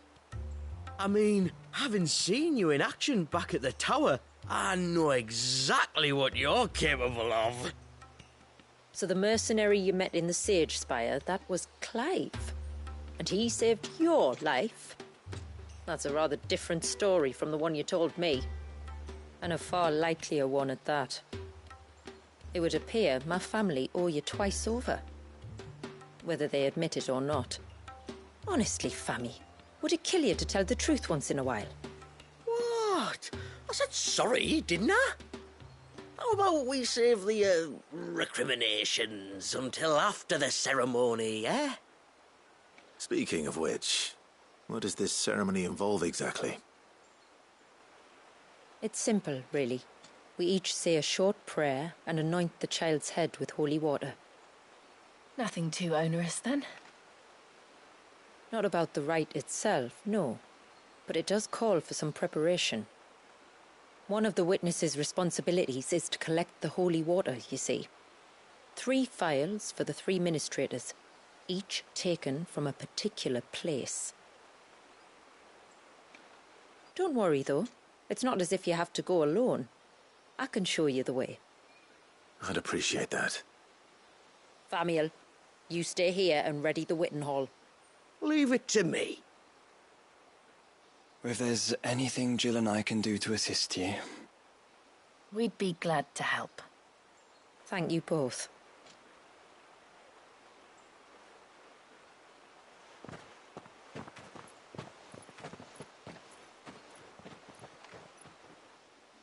All right then, let's get started, shall we? There are 3 types of holy water that we must collect. The water of the mountain, of the river, and of the sea. We take the water of the mountain from the spring atop Maiden's March. The water of the river from the course that flows through the ruins of Riversmeet. And the water of the sea from the shallows of Tailwind Bay. Here are the files we'll be using in the ceremony.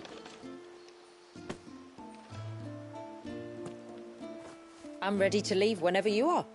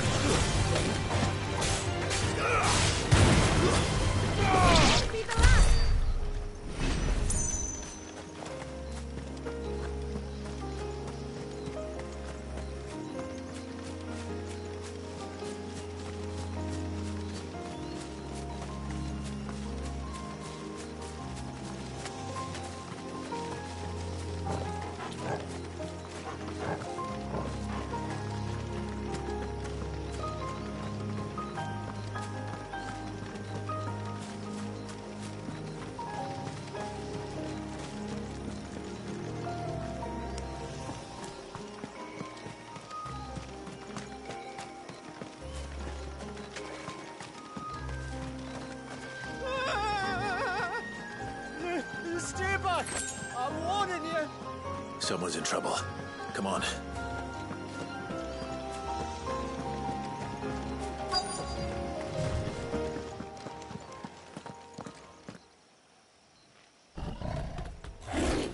Help! Help? What help? Nobody's coming to... Help? We're here to help. Keep its attention on us. Much more than that. Slow.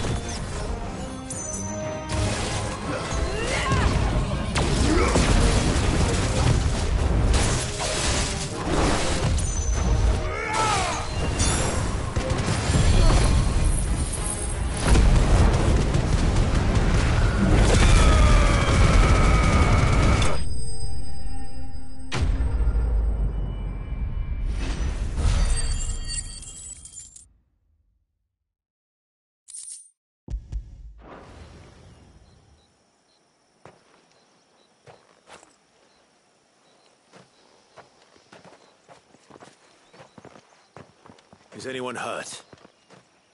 Oh, Sid! Thank all the clouds in the heavens you came. You saved us. Again!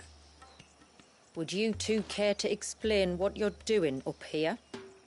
The chief sent us to fetch incense for the ceremony.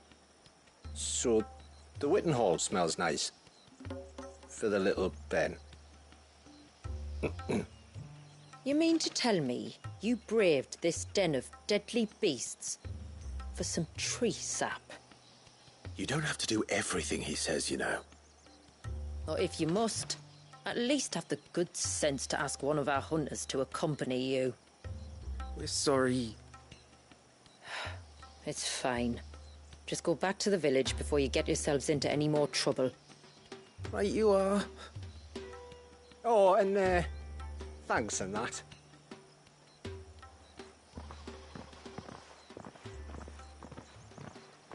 Remind me to give my brother a cuff round the ear when we get back.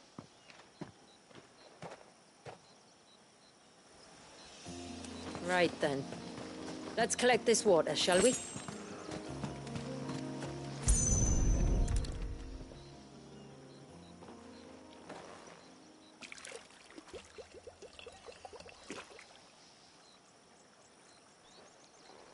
The rain that falls on the mountain emerges here, in these springs. The source of the river. The source of life. Precisely. Take care not to spill it. Right.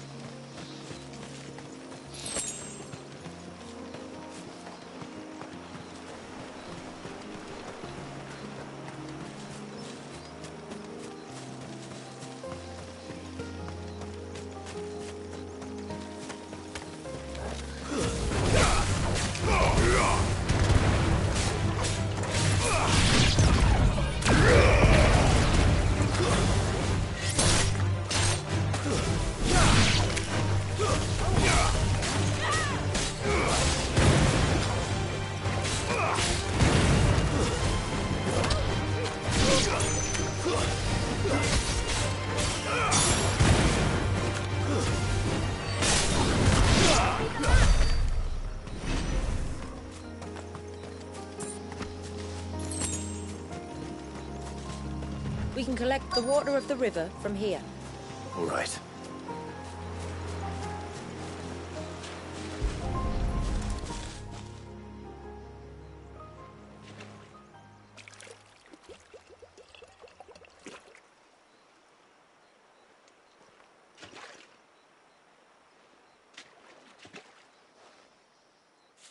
The water of the river represents life. It is constantly moving, constantly changing.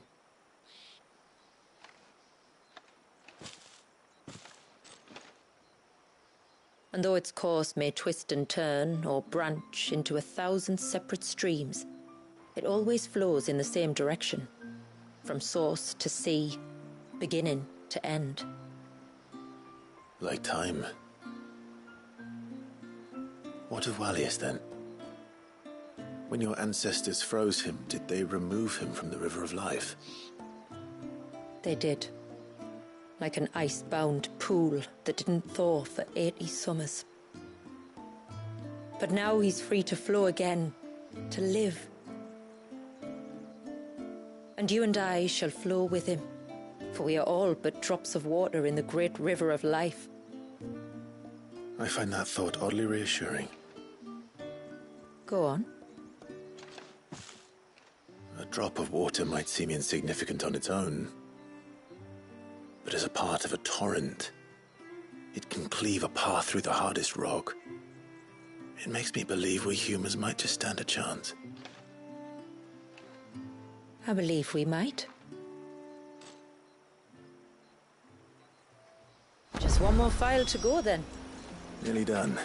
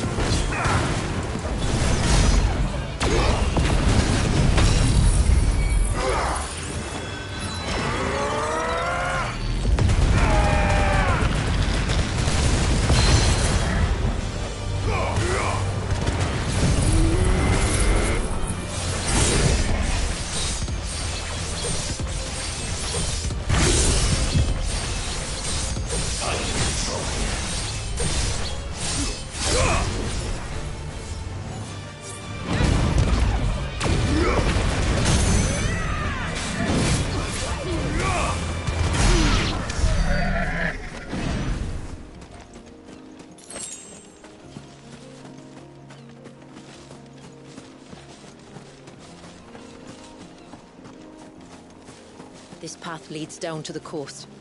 Usually we keep this gate shut tight, but since this is a special occasion...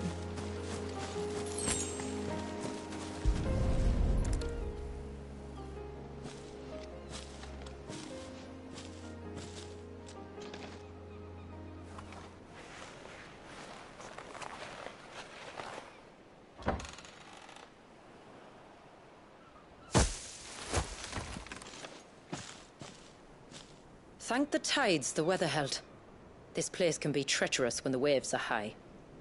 If it weren't for the holy water, no one would ever come down here. I'll be sure to watch my step.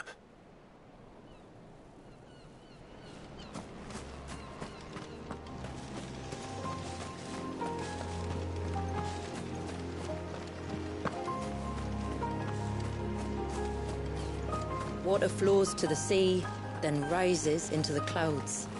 Just like life, the end is not the end, only a new beginning.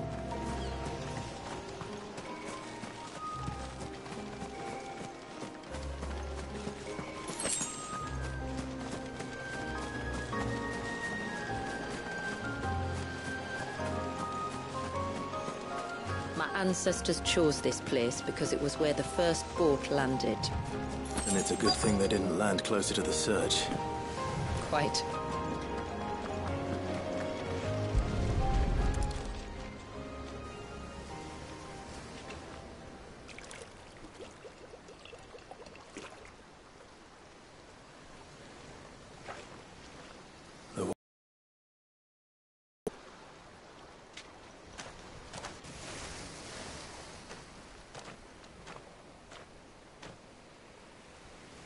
I still can't help but be awed by it. Oh? All that wave ever made me feel was pity and sorrow for the innocent life trapped inside it. The child my great-grandfather sacrificed to try to change his people's fate. It was wrong, an unforgivable sin. But I often wonder, will my descendants ever forgive me for what I have done? As tributary, I've faced many difficult choices. And though I've always striven to do what's best for my people, here we live in poverty, hidden away from the world. So have my choices denied them a better life, just as my ancestors denied Walyas his? No. You would not forcibly sacrifice one of your people to save the others. You do the best you can for all of them, as do I. We share in their woes, just as we share in their joys. And the most we can do is try to bring them more of the latter. Aye, you're right. And try I shall, to bring all of my people a better tomorrow. Walyas included. Then I wish you luck. If my time with the boy is any indication, he's going to be quite a handful. Then we must start as we mean to go on, and give him the very best welcome we can. Where to next, then? Back to the village, to find out if my brother has made the...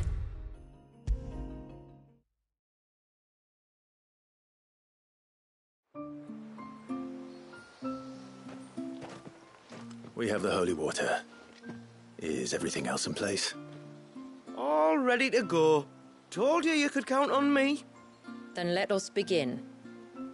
Famiel, have your men summon everyone to the Witten Hall. Right you are. Shula, wait. I don't know the words. Don't worry. There aren't many of them. We'll have time enough to practice before people arrive.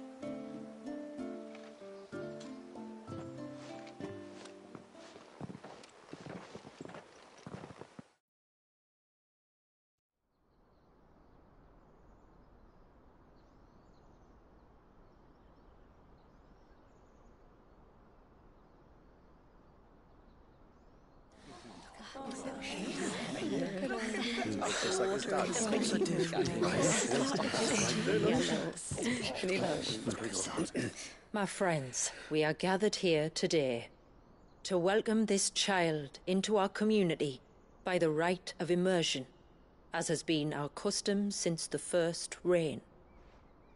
As tributary, I would normally perform the rite with the child's parents, but Walius's mother and father returned to the sea long ago. So I and my brother Famiel shall serve as his family, while the one who returned him to us shall bear witness in my stead. Clive, if you would step forward.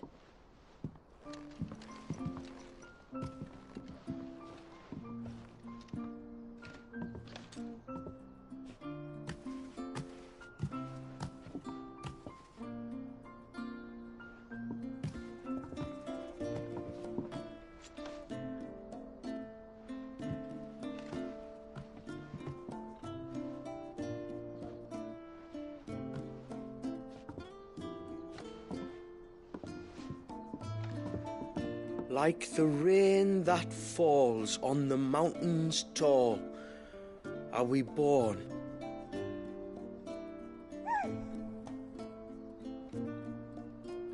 Like the river that flows through the valleys below,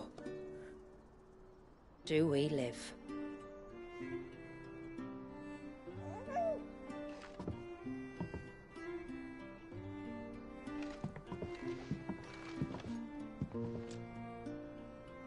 Like the boundless sea, where the currents run free, do we die, and to the clouds then rise again.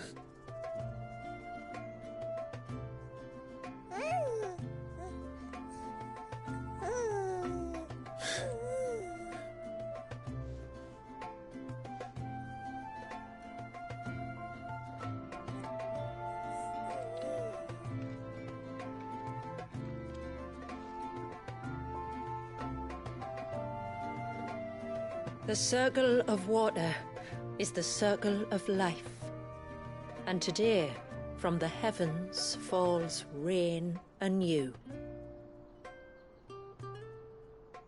This child, Walius, now joins our stream, and he shall flow with us from the mountains to the sea.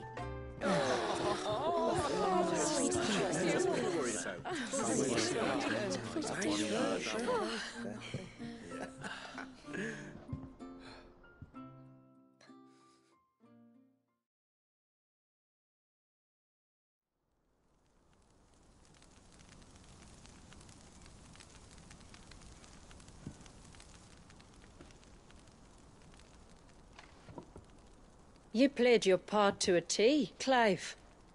Thank you. It means a lot to us. I was honored to be asked. And terrified I'd miss. Now that you're part of the family, young Walyas, my lad. Uncle Famiel can teach you the ways of the world. Oh, no, he can't. Eh? Don't be so hasty. Your brother's knack for self-preservation might serve him well. Ha! You are never going to let me live that down, are you?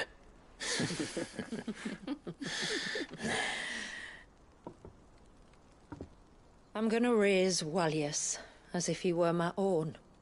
Teach him everything I know about life, our people, and our past. But with all the mother crystals gone, he will grow up in a world without comforts. One where we only have ourselves and each other to rely on. I'd say your people are better prepared than most to survive in such a world, Shula. To thrive, indeed, under your guidance. Only if nature continues to smile on us. If we were to lose her gifts, we'd be left with nothing at all. Yes. But it needn't come to that. Not if we can stop the spread of the Blight.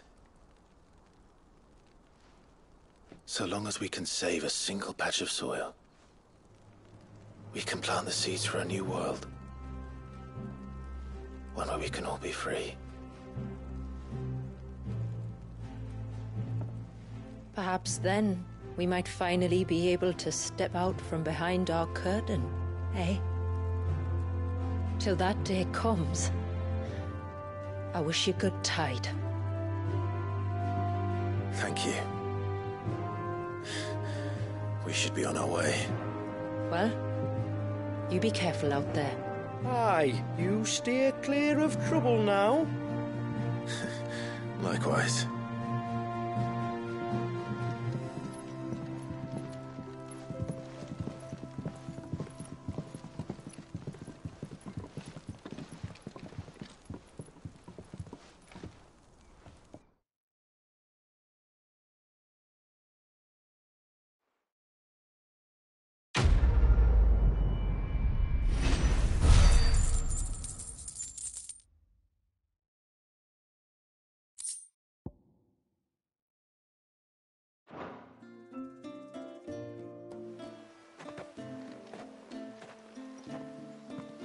To think, we must be the first outsiders to have witnessed that rite in over a century. Wallius has been waiting for it for nearly as long. He seemed pleased to be finally rejoining the family. Now will we?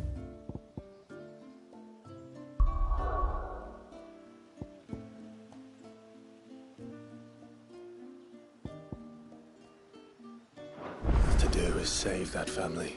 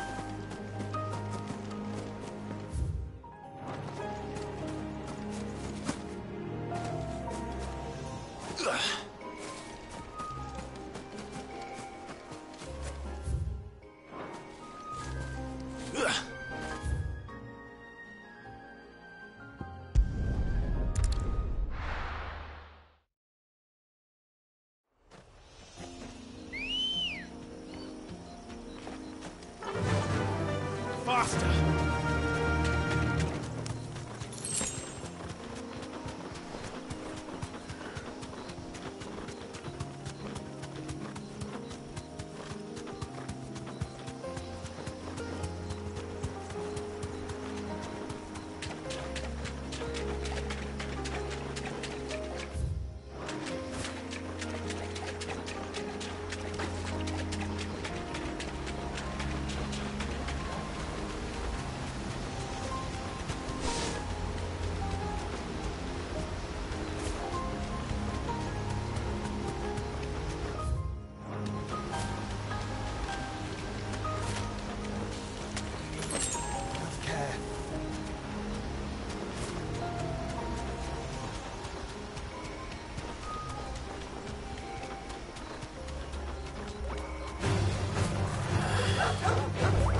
Straight home now.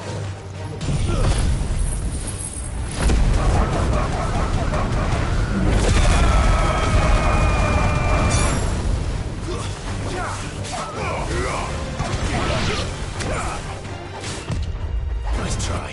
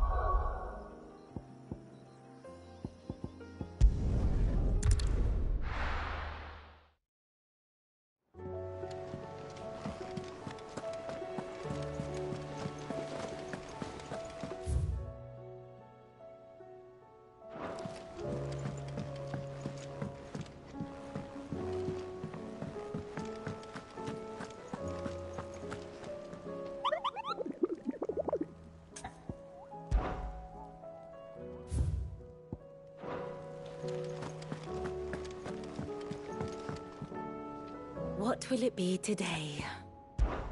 How may I help you today? The state of the realm is ever-changing, Clive.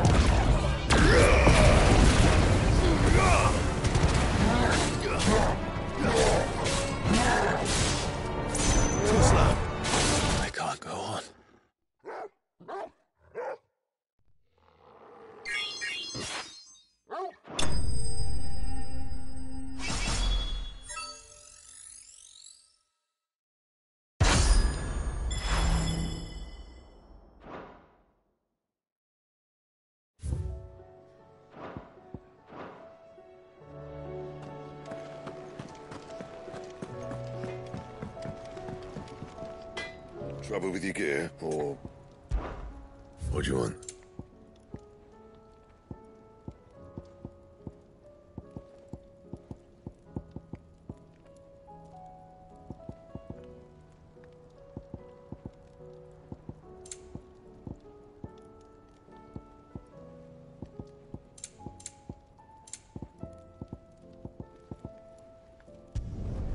Not bad, if I do say so myself.